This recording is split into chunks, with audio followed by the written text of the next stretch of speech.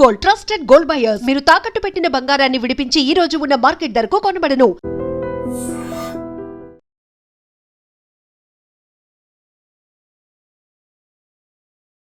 మార్దన uniform అయిన తర్వాత మార్దన చేయాలనుకున్నారా? Police డిపార్ట్మెంట్లోకి వచ్చిన తర్వాత మీరు చేసిన మంచి కేసులు, ప్రతి పోలీస్ ఆఫీసర్ మార్దానగా చేస్తే వాళ్ళ స్ట్రెస్ తగ్గిపోవడం కానీ కాన్ఫిడెన్స్ లెవెల్ ఎలా పెరుగుతాయి?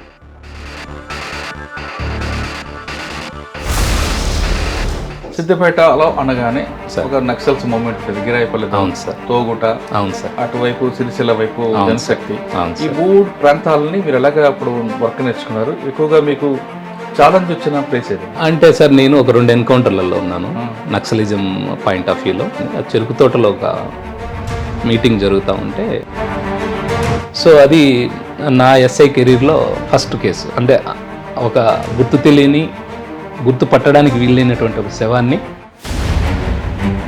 తిరుపతి టౌన్లో ఉన్నటువంటి ఒక ప్రాంతానికి సంబంధించినటువంటి ఒక లేడీ ఉంటుంది. హోంగార్డ్స్ ఇప్పిస్తానని, హోంగార్డ్ ఉద్యోగాలు ఇప్పిస్తాను, నాకు పోలీస్ శాఖలో పలుకుబడి ఉందని చాలామంది ఆఫీసుల దగ్గర నాకు భర్తకు మందు బాగా తాపిచ్చి ప్రియుడితో కలిసి అతని అనుచరులను పెట్టుకొని చంపి ఒక ఆత్మహత్యలాగా చిత్రీకరిస్తారు. చూడండి, స్మగ్లింగ్ చెప్పండి. అక్కడ అంబులెన్స్లో తీసుకొని పోయేది. ఇక్కడ క్రైమ్ నేచర్ ఏంటంటే బంగారు వ్యాపారస్తులు ఒక 5.5 కేజీల బంగారం పోతుంది. మార్నింగ్ స్టార్ అని ఒక ట్రావెల్స్ బస్సులో ఎక్కుతారు. శ్రీకాళహస్తి గుడి ఏ విధంగా ఉందో అలాంటి ఒక శివాలయం ఉంటుంది. ఆ దొంగతనం చేసిన దొంగలు ఆ దేవుని దగ్గరికి వెళ్తారు. వృత్తి గురించి చెప్పారు బాగా. మీ ప్రభుత్వం ఈ మార్గాన్ని ఎందుకు ఎంచుకున్నారు? ఆ బంగారుపాలెంలో ఉన్నప్పుడే ఒకరోజు ఇంటర్నెట్లో చూశాను సార్. ఎన్ని కేసు ఉంటారంటే? నేను ఇప్పటి వరకు 2 సార్లు టాటా ముంబై మారథాన్ చేశాను సార్.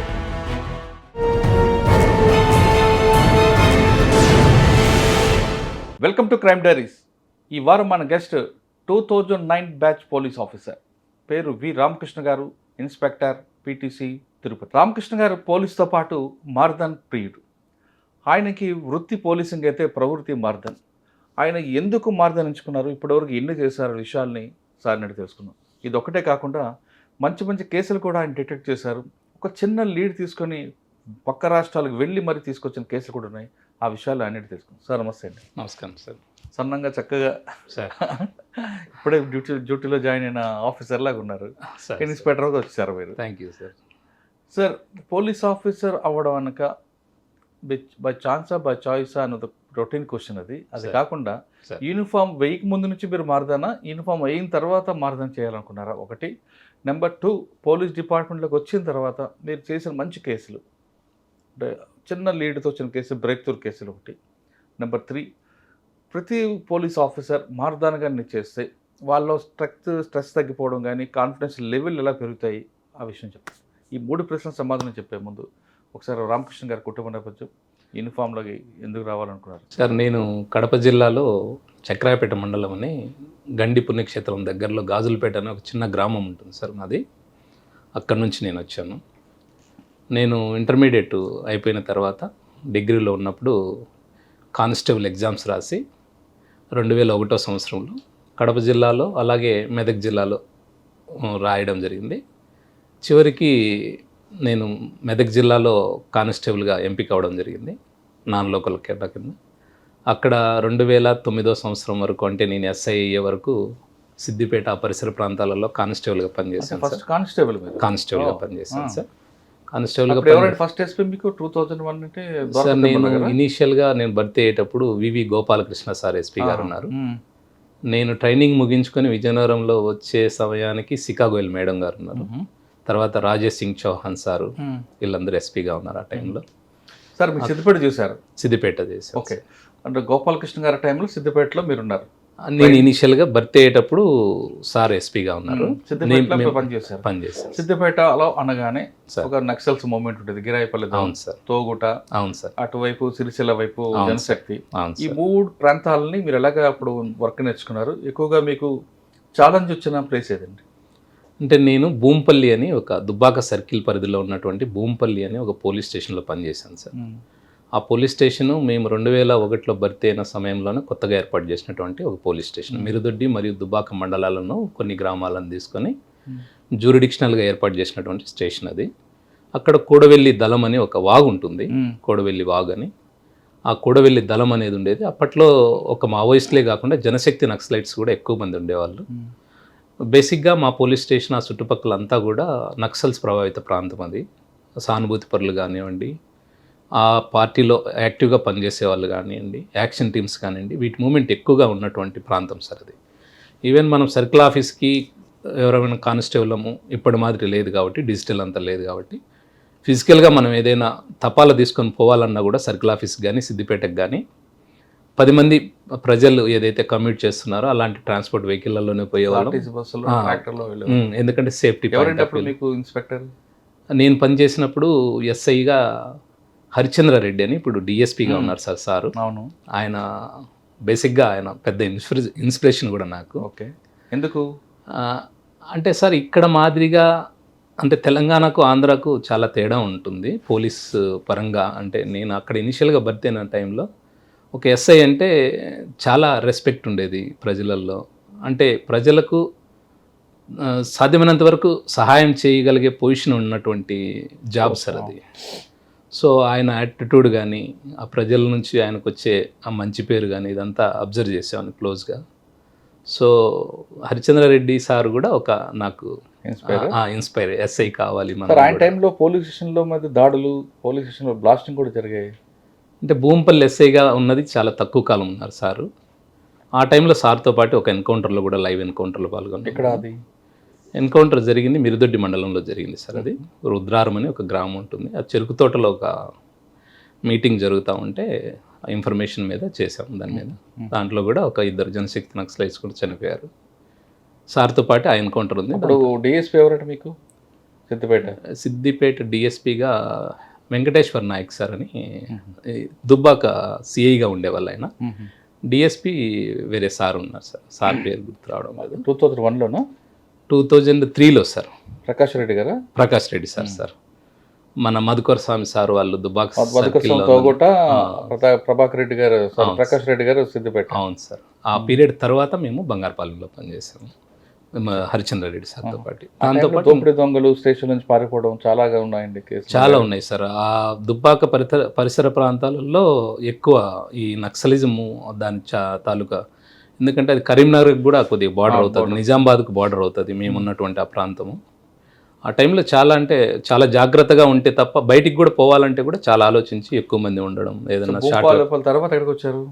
భూంపల్లి ఒక్కటే చేశాను సార్ నేను. ఆల్మోస్ట్ అక్కడున్న 7 సంవత్సరాల్లో నన్ను ఎవరు బదిలీ చేయలేదు, నేను బదిలీ కావాలని కోరుకోలేదు. అవును సార్. ఏమున్నాయండి మీకు మంచి వర్క్ అక్కడ? అంటే సార్ నేను ఒక 2 ఎన్కౌంటర్లలో ఉన్నాను నక్సలిజం పాయింట్ ఆఫ్ వ్యూలో. తర్వాత ఇంకా అప్పుడే మనకు కొత్తగా CCTNS అని కంప్యూటర్ ఇదంతా ఇంట్రొడ్యూస్ అవుతుంది పైలట్ ప్రాజెక్ట్గా. ఆ టైంలో దాన్ని అప్డేషన్ కోసం అని చెప్పి, మోరోవర్ అప్పటికి నా డిగ్రీ అయిపోవడము, డిస్టెన్స్లో డిగ్రీ చేశాను, ఒక పక్క జాబ్ చేస్తున్నాయి. దాని తర్వాత 2007లో పడిన SI నోటిఫికేషన్ కోసం బాగా ప్రయత్నం చేశాను. బాగా హార్డ్గా ప్రిపేర్ అయ్యాను.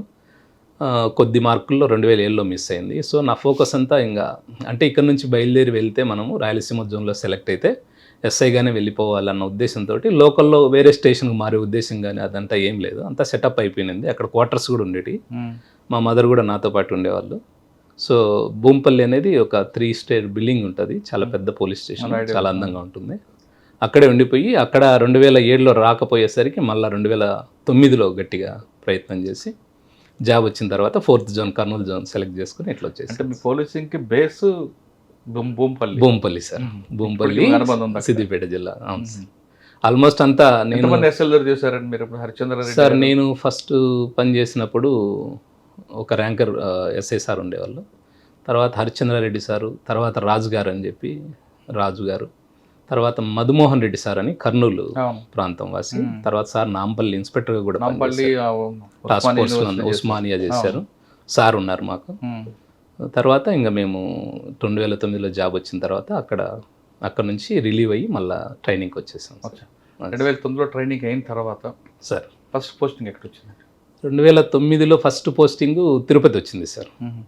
సాధారణంగా ఒక కానిస్టేబుల్ నుండి సార్ ఒక ఇన్స్పెక్టర్ కానీ ఒక SI గారు అనుకోండి, సార్ కొంతమంది ఆఫీసర్లు చిన్న చూపు చూస్తుంటారు, అటువంటి చూపులు ఏమి ఎదురుపడ్డాయి మీకు? అలాంటిది ఎప్పుడు ఒకటి కానీ లేదు, మీరు కానిస్టేబుల్గా ఉంటూ చదువుకుంటూ ఎస్ఐకి ప్రిపేర్ అయ్యారు. అవును సార్. అక్కడ కూడా కొంచెం విభేదించే వాళ్ళు ఉంటారు, నీ కానిస్టేబుల్ నీవెందురా చదువుకోవడానికి, అటువంటి ఏమైనా చిత్కారాలు అవమానాలు వచ్చాయా?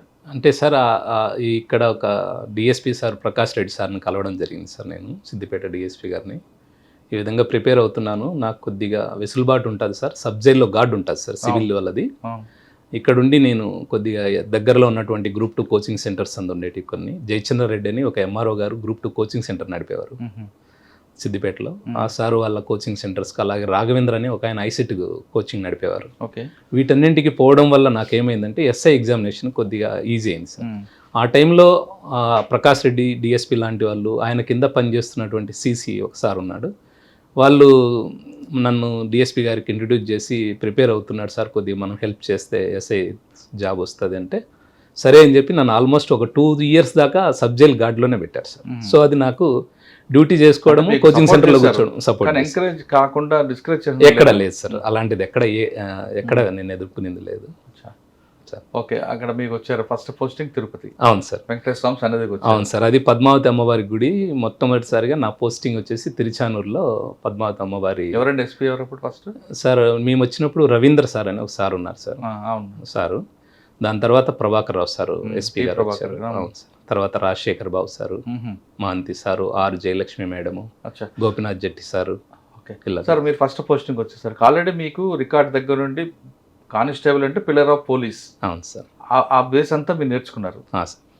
కానీ ఎస్ఐ అయిన తర్వాత మరొకసారి మీకు ట్రైనింగ్ ఉంటుంది, మళ్ళీ కానిస్టేబుల్ నుండి అన్నీ ఉంటాయి. నేర్చుకున్నారా? నాకు ఆల్రెడీ వచ్చు అని చెప్పి మీరు డుమ్మా కొట్టారు? అలా ఉండదు సార్. అంటే దీంట్లో చాలా డెప్త్గా మనం నేర్చుకోవాల్సి ఉంటుంది సార్. కానిస్టేబుల్ స్థాయిలో ఎంత నేర్పిస్తారో అంతే ఉంటుంది బేసిక్ ట్రైనింగ్లో.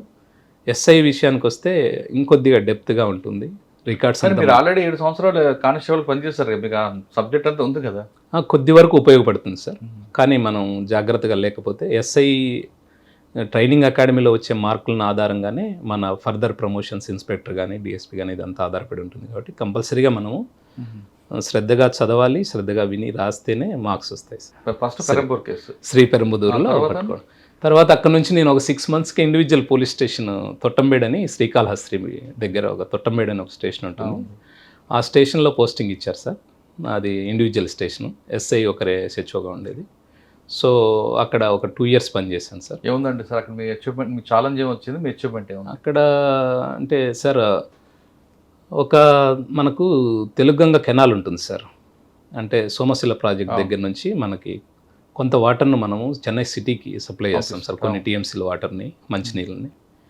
అక్కడి నుంచి పోతున్న వాటర్లో కొంతమంది ప్రమాదవశాత్తు, కొంతమంది ఏదైనా క్రైమ్ చేసి మనుషులను అందుపడేయడము, అవి కొట్టుకుంటూ రావడము, ఆ వేలో ఎన్ రూట్లో ఉన్నటువంటి అన్ని రాపూర్ కానివ్వండి, తర్వాత వచ్చే పోలీస్ స్టేషన్ పరిధులన్నీ కూడా దాటి. పెన్షన్ కూడా మీకే వస్తుందా? పెంచల్కోన అనేది అది సపరేట్ సార్, నెల్లూరు జిల్లాలో ఉండేది. ఆ దారిలో ఆ కెనాల్ ఎంబడి తొట్టంబేడుకు ఉంది సార్ ఆ కెనాల్ కొద్ది స్ట్రెచ్. అక్కడ మాకు ఒక శవం ఒకటి కొట్టుకొని పోతా ఉంటే వాటర్లో, ఆ శవాన్ని బయటికి తీయడం జరిగింది. అప్పటికి అది ఆల్మోస్ట్ పీలింగ్ స్టేజ్లో ఉంది. అంటే మనం ముట్టుకుంటే ఎక్కడికక్కడ పార్ట్స్ వచ్చేస్తున్నాయి అన్నట్టు. అప్పటికి చేపలు, అవి ముళ్ళులు, ఇవన్నీ అంటే వాటర్లో కంపలు ఇవన్నీ ఉంటాయి కదా, అవన్నీ తగులుకోవడం వల్ల కొద్దిగా డ్యామేజ్ అయ్యి అంతా ఉందన్నట్టు. అది మనకు గ్రామస్తులు చూసి ఒక శవం ఏదో ఒక చెట్టును తగులుకొని ఉంది అనడంతో జాగ్రత్తగా, అంటే అక్కడికే డాక్టర్లు నందు రిక్విజేషన్ ఇచ్చి అక్కడనే పోస్ట్ మార్టం చేయడం జరిగింది. జరిగిన తర్వాత కొద్ది రోజులు పోస్ట్ మార్టంలో మనకి స్టాబ్ ఇంజరీస్ ఉన్నట్టుగా వచ్చింది. అది మేల్ ఫీమేల్ అండి? Male body sir, unidentified dead బాడీగా మనం కట్టి ఉంటుంది ఫస్ట్. తర్వాత ఇంకా వచ్చినటువంటి పోస్ట్ మార్టం దాంట్లో చూసుకొని మర్డర్ కేసుగా ఆల్టర్ చేయడం జరిగింది. అప్పుడు వెంకటేశ్వర్లని సిఐ గారు ఉండేవారు, కరోనాలో చనిపోయారు సారు, మా మొదటి సిఐ గారు ఆయన. ఆ సారు మేము అందరం కలిసి దాని తర్వాత ఎక్కడ బాడీ ఏంది అసలు పర్సన్ ఐడెంటిఫై కాలేదు. మరోవరు మనకి ఎక్కడి నుంచి వచ్చింది తెలియలేదు సార్. మనకు చాలా తక్కువ ఆధారాలు మాత్రమే ఉన్నాయి. అంటే అతను వేసుకున్నటువంటి షర్టు, ప్యాంటు అవి మాత్రమే ఉన్నాయి. అవంతా డ్రై చేసి బాగా అంతా, ఎందుకంటే బాగా డీకంపోజిషన్ స్థితిలో ఉన్నింది కాబట్టి వాటి ద్వారా డైలీ కానిస్టేబుల్ని పంపేవాళ్ళం మేము. కానిస్టేబుల్ ఆ ఎన్ రూట్లో తెలుగంగ కాలు వెంబడి వెళ్తూ ఆ గ్రామాలలో జనాలకు ఆ యూనిఫామ్ క్లాత్ లాగా ఉంటుంది దాన్ని చూపిస్తూ ఏదైనా క్లూస్ ఉంటే క్లూస్ తీసుకొని రావడము, ఏదన్నా మనం ఆ విధంగా మూవ్ చేస్తూ ఉన్నాం సార్.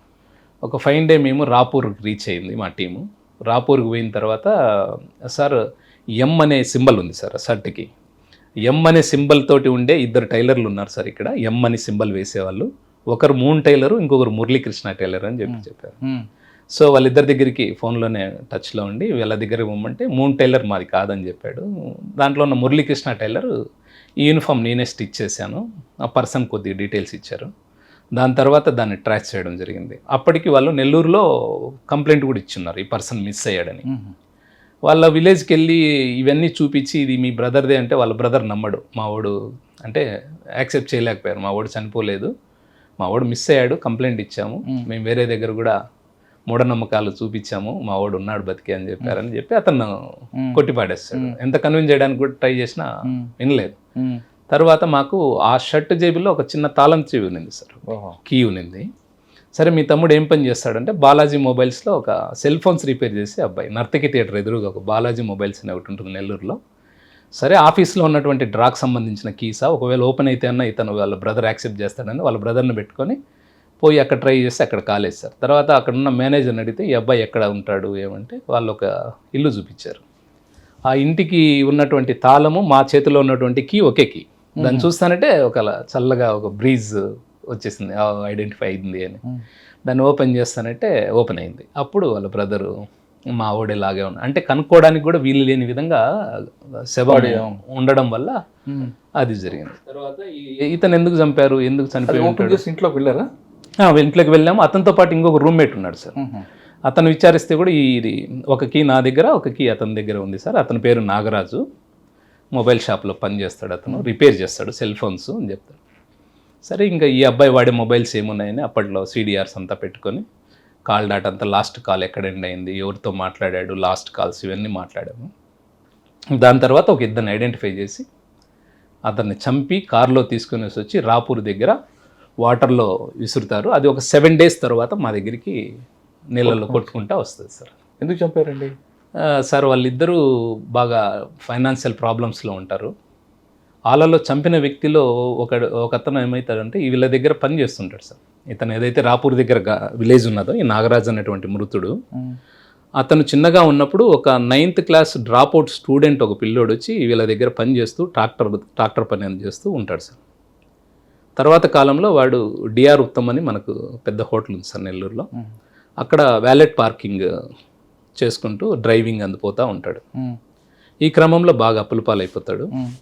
అదే హోటల్లో సెక్యూరిటీగా పనిచేస్తున్నటువంటి ఒక సెక్యూరిటీ ఇన్ఛార్జ్ కొడుకు ఒక అబ్బాయి పరిచయం అయ్యి ఈ చెడు వ్యసనాలతో అప్పుల పాలైపోయి ఒకరికి ఫైనాన్స్ తీసుకొని వాళ్ళకి డబ్బులు చెల్లించే క్రమంలో డబ్బులు లేక ఇబ్బంది పడుతూ ఉంటారు. ఆ టైంలోనే ఈ నాగరాజ్ అనే అతను చిన్నప్పుడు ఎవరైతే వాళ్ళ ఇంట్లో పనిచేసిన అబ్బాయి పరిచయం అవుతారు.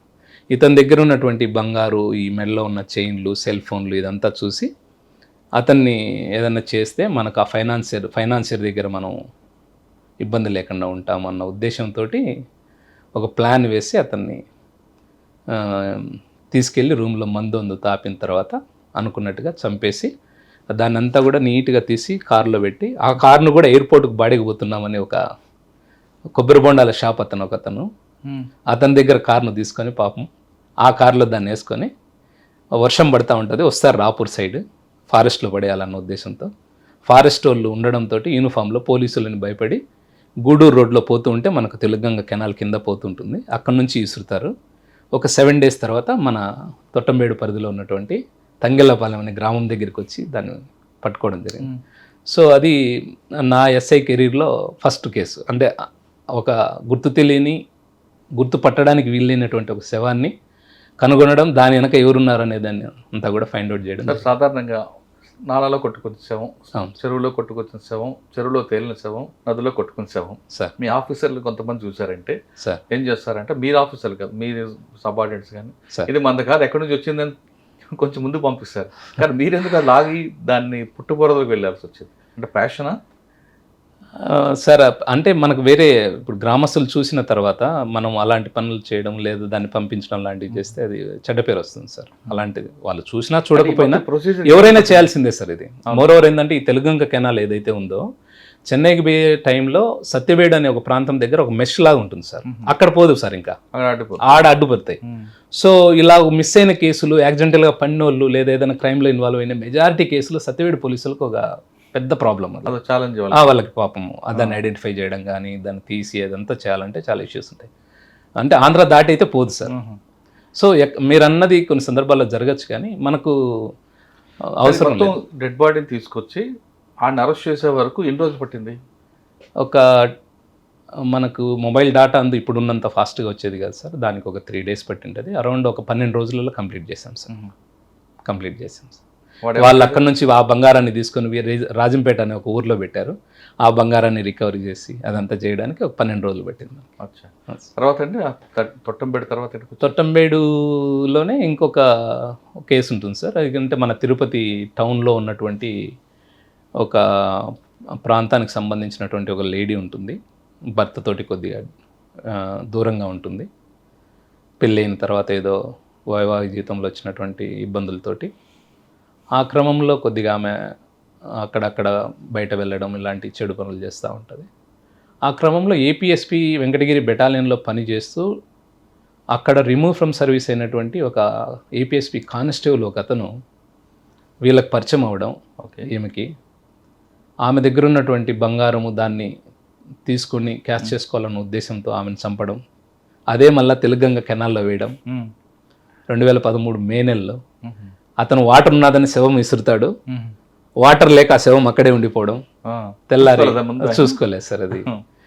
మళ్ళీ మార్నింగ్ కాసరం అనే గ్రామానికి సంబంధించినటువంటి సర్పంచ్ కాల్ చేయడం, మేము వెళ్ళడం, దాన్ని బయటికి తీయడం, ఫోటోగ్రఫీ అంతా నీట్గా చేయించి బాగా పబ్లిసిటీ ఇవ్వడం, ఆమెను కనుక్కొనడం, వాళ్ళ పేరెంట్స్ వాళ్ళందరూ కనుక్కోవడం, వాళ్ళు వచ్చిన తర్వాత కంప్లైంట్ తీసుకొని ఏమే మొబైల్కి సంబంధించినటువంటి డాటాను కానీ ఎందుకు ఈమె ఎవరు చంపి ఉండొచ్చు అనేది ఇదంతా బ్యాక్ ఎండ్లో అంతా వెరిఫై చేస్తే ఒక 5 మంది ముద్దాయిలు ట్రేస్ అయ్యారు సార్.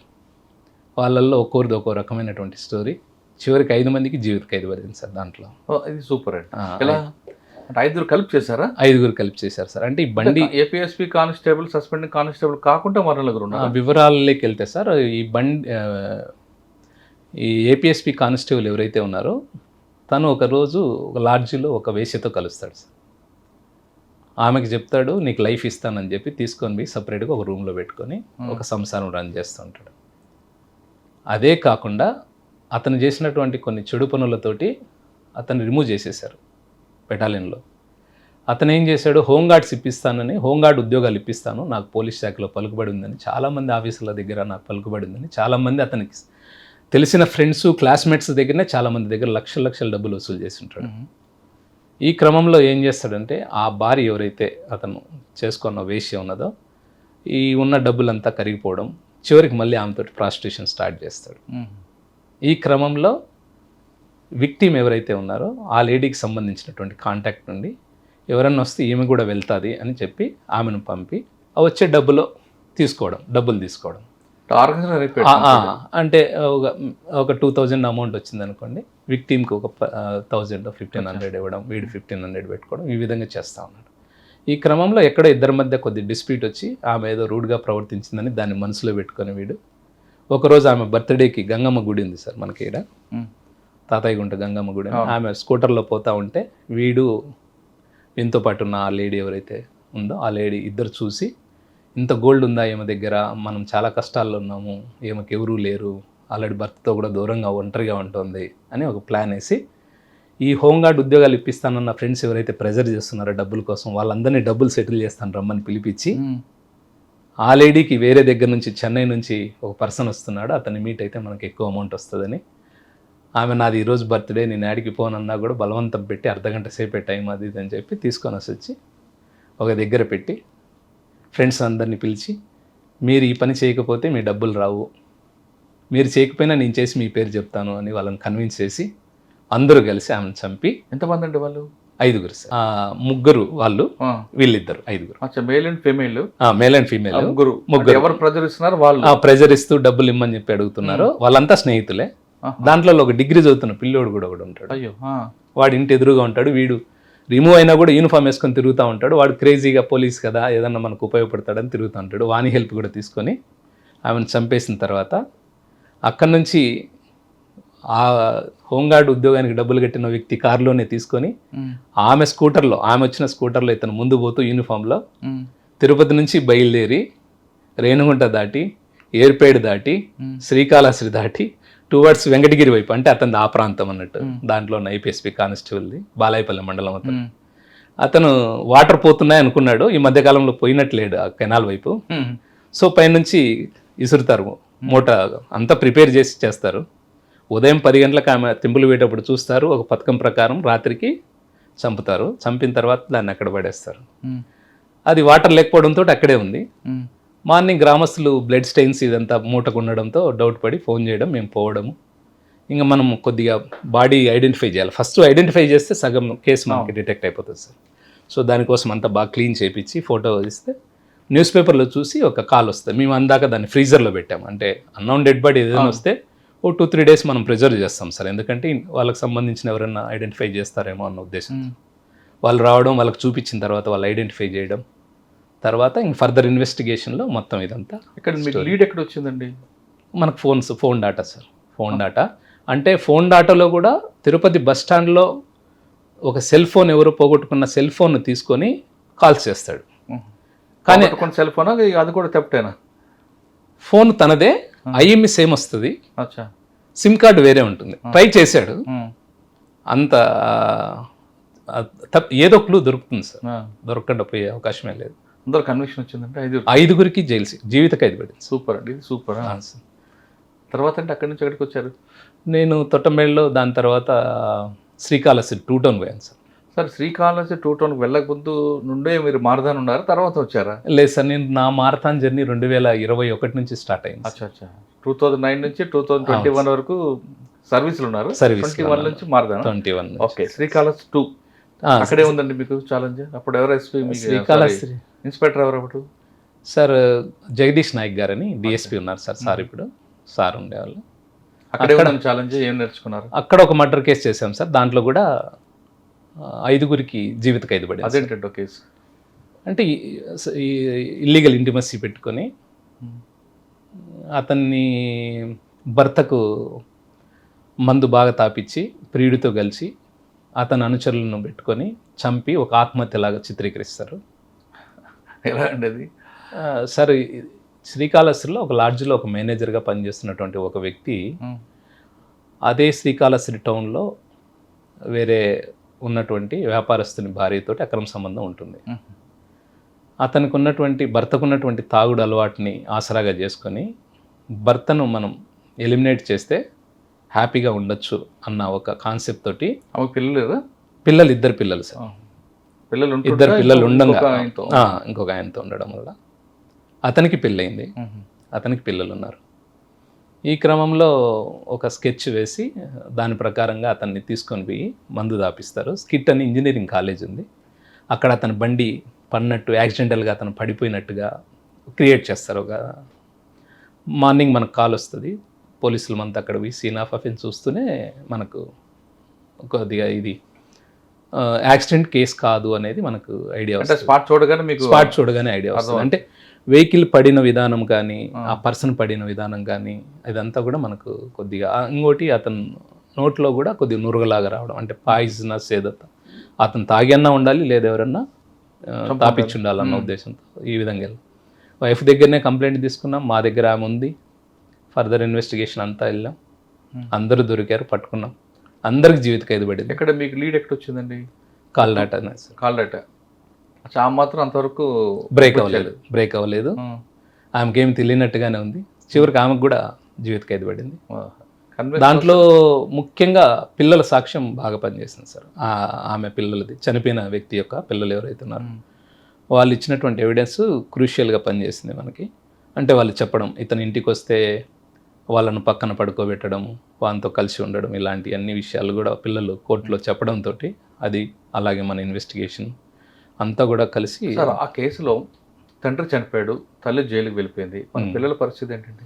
ఉన్నారు సార్, వాళ్ళ బాబాయ్ ఒక అతను ఉన్నారు, అతను బాగా రెస్పాన్సిబుల్ పర్సన్, అతను టేక్ కేర్ చేస్తున్నాడు. ఇప్పుడు ఆవిడ ఇంకా జైల్లో ఉందా?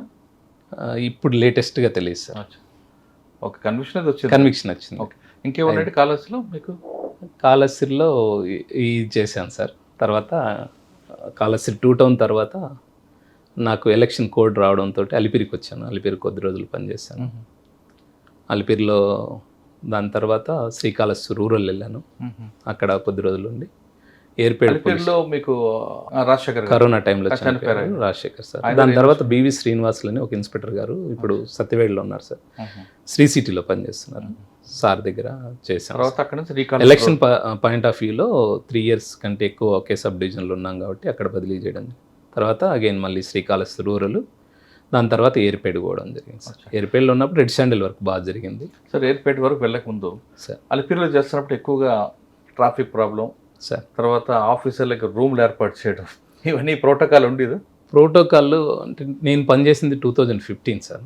ఆ టైంలో అంటే ఇన్స్పెక్టర్ గారు SHOగా ఉన్న దగ్గర ఎస్ఐలకి కొద్దిగా ఉండదు, బర్డెన్ ఉంటుంది సార్, సెక్టార్ వైజ్గా ఉంటుంది. నాకు ఈ జీవకోన మంగళం వరకు నాకు ఈ పోలీస్ స్టేషన్కి ఈస్టర్న్ సైడ్ ఉన్నటువంటి పార్ట్ అంతా నాదే ఉండేది. లెఫ్ట్ సైడ్ లీలామహల్ నుంచి స్ట్రైట్గా LIC ట్రైనింగ్ సెంటర్ అనేది అక్కడ రూమ్స్ లేవు అక్కడ. అక్కడ వరకు అదంతా కొద్దిగా స్లమ్ ఏరియా, ఎక్కువ ఈ రెడ్ శాండిల్ రిలేటెడ్ ముద్దాయిలు, అలాగే పైన పనిచేసే వాళ్ళు, దేవుడి కొండ మీద పనిచేసే వాళ్ళందరూ ఎక్కువ ఉంటారు. బాగా గొడవలు జరుగుతూ ఉంటాయి. వాటిని అన్నింటినీ ప్రివెంట్ చేసుకుంటూ అప్పుడు DSP గారు రవిశంకర్ రెడ్డి సార్ అని ఉండే, బాగా రౌడీ షీట్స్ ఇవన్నీ బాగా ఓపెన్ చేసాం. ఈ చిల్లరగా డబ్బులు వసూలు చేయడం, ఆటో వాళ్ళని బెదిరియడం ఇట్లాంటిది ఎక్కువ జరుగుతూ ఉండే. వాటిని అంతా కూడా మ్యాక్సిమం కంట్రోల్లోకి తెచ్చాం సార్. లీలామాల్ సెంటర్ పనిచేశారు. అక్కడ సెంటర్ ఏంటండి 24 గంటలు రౌడీజం కనిపిస్తుంటుంది, రాత్రి ఉండదు, పగలు ఉండదు. మ్యాక్సిమం బాగా చేస్తున్నాం సార్, ఇంకా తగ్గింది, ముందుతో పోలిస్తే బాగుంది. ఇప్పుడు తెల్లవారుజామున బస్సు దిగిన వాళ్ళకి ప్రాబ్లం ఉంటుంది సార్, నైట్ టైం అక్కడ టిఫిన్ సెంటర్ తినేవాడికి ప్రాబ్లం ఉంటుంది సార్. 1 or 2 ఇష్యూస్ ఉంటాయి, కానీ ఇప్పుడు బాగా తొందరగా రెస్పాండ్ అవ్వడము, డైల్ 100 రావడము, కమాండ్ కంట్రోల్, 24 గంటలు బీటు, భద్రత, అలాగే రక్షక్ వెహికల్స్, ఈ మూమెంట్ అంతా కూడా బాగుంటుంది సార్. చాలా ఇమ్మీడియట్గా తీసుకున్నాం. ఓకే, అక్కడ నుండి మీరు శ్రీకాళహస్తి రూరల్? అవును సార్, శ్రీకాళహస్తి ఏర్పేట చేశాను. ఏర్పేట తర్వాత బంగారుపల్లెంకి వెళ్ళాను సార్. ఏర్పేటలో మీకు చెప్పండి, మీకు అసలైన అక్కడ వారు అక్కడ స్టార్ట్ అయింది కదా? ఏర్పేడు అంటే ఎయిర్పోర్ట్ అందు ఉంటుంది కాబట్టి కొద్దిగా ప్రోటోకాల్, VIPs మూమెంట్ అందు ఎక్కువ. ఎక్కడ మీకు ఎదురైంది అంటే అప్పుడు రెడ్ శాండిల్స్ అంటే మాకు ఈ ఫారెస్ట్ ఏరియా ఉంది సార్, కొద్దిగా ఈ back side Venkatagiri towards Venkatagiri మనం వెళ్ళేటప్పుడు శ్రీకాళహస్తి, బీవీపురము, గొల్లపల్లి, అలాగే ఆ పైన ఉన్నటువంటి గ్రామాలలో కొద్దిగా అక్కడ కూడా కొద్దిగా రెడ్ శాండిల్కి అంటే ఎంట్రీ అండ్ ఎన్విరాన్మెంట్ అటువైపు ప్రాంతం ఇటు కూడా ఉందా? ఇక్కడ ఏం లేదు సార్, ఈ సైడ్ ఏం లేదు. అంటే అడవి లేక్, ఫారెస్ట్ లేక్ ఎంటర్ అవ్వడానికి కానీ ఎగ్జిట్ అవ్వడానికి కానీ రూట్స్ ఉన్నాయన్నమాట. ఇక్కడ ఏర్పేట ఏరియాలో కూడా కొన్ని రూట్స్. బాకారాపేట అటుకది ఉంటుందండి, అక్కడ కూడా అంతలకల్లా మనకు ఏదైతే శేషాచలం ఫారెస్ట్ ఏదైతే ఉందో అక్కడ అంటే పోలీస్ మూమెంట్ ఎక్కడ తక్కువగా ఉంటుంది కొద్దిగా అనేది చూసుకొని కూడా వాళ్ళు ఎగ్జిట్ అవ్వడం కానీ ఎంట్రీ అవ్వడం కానీ లాంటివి చేస్తుంటారు. సరే, ఎంట్రీ ఎగ్జిట్ని ఎలా మీరు కంట్రోల్ చేస్తారు అక్కడ? సర్వేలెన్స్ సార్, కంప్లీట్గా కానిస్టేబుల్ నందు పెట్టడం, కోమింగ్ ఆపరేషన్స్కి అందు అటెండ్ అవుతూ ఉండడం. వచ్చిన ఇన్ఫర్మేషన్తో ఏర్పేటలో ఉన్నప్పుడు ఎక్కువ చెన్నైలో ఉన్నటువంటి గోడౌన్స్, దానికి సంబంధించినటువంటి అక్కడ ఎక్కువ సీజ్ చేయడం జరిగింది సార్. అప్పుడు ఉన్నటువంటి ఇక్కడ ఏర్పేటలో పనిచేస్తున్నప్పుడు పుష్ప లాంటి వాళ్ళు ఎవరైనా ఎదురుపడ్డారా? ఉన్నారు సార్, అంటే కొన్ని కేసులలో అరెస్ట్ చేయడం కూడా జరిగింది. అంటే మా పరిధి కాకపోయినా కొన్ని సబ్ డివిజనల్ పరిధిలో ఉన్నటువంటి ఆఫీసర్లు అందరూ ఉమ్మడిగా ఇంతవరకు చూడండి. స్మగ్లింగ్ చెప్పండి, అక్కడ సినిమాలో చూడండి స్మగ్లింగ్ జరిగేది అక్కడ? అంటే సినిమాలో లాగా పోలీసులు చేసినప్పుడు కానీ, పోలీసులు ఎదురుపడ్డప్పుడు కానీ తిరగబడము ఇలాంటిది కొన్ని సందర్భాలలో ఉంటుంది. కొన్ని సందర్భాలలో చాలా క్విక్గా అక్కడ నుంచి ఎస్కేప్ అవడానికి ప్రయత్నం చేస్తారు. ఓకే, నేను అంటుంది అది కాదు.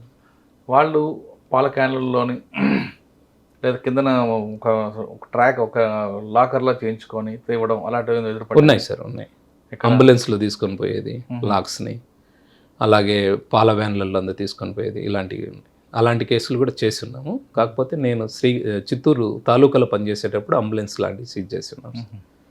వాటికి సమాచారం మనకు వస్తుంది. కొద్దిగా టెక్నాలజీ డెవలప్ అయిన తర్వాత మేము కూడా కొన్ని డౌట్ ఉన్న ఇన్ఫర్మేషన్ ఉన్నటువంటి వాటిలో మేము కూడా ట్రాకర్స్ లాంటివి పెట్టి కొద్దిగా తెలివిగా చేస్తే దొరుకుతాయి సార్, లేదంటే అంత ఈజీ. ఎలా అంటే ఎలాగా చెప్పండి ఒకసారి. అంటే మనకు జీపీఎస్ ట్రాకర్స్ ఉంది ఇప్పుడు అవైలబిలిటీ వచ్చేసింది సార్. బాగా మనకు డౌట్ ఉందనుకోండి, ఆ పర్టికులర్ వెహికల్కి మనం జీపీఎస్ ట్రాకర్ని అటాచ్ చేస్తాం.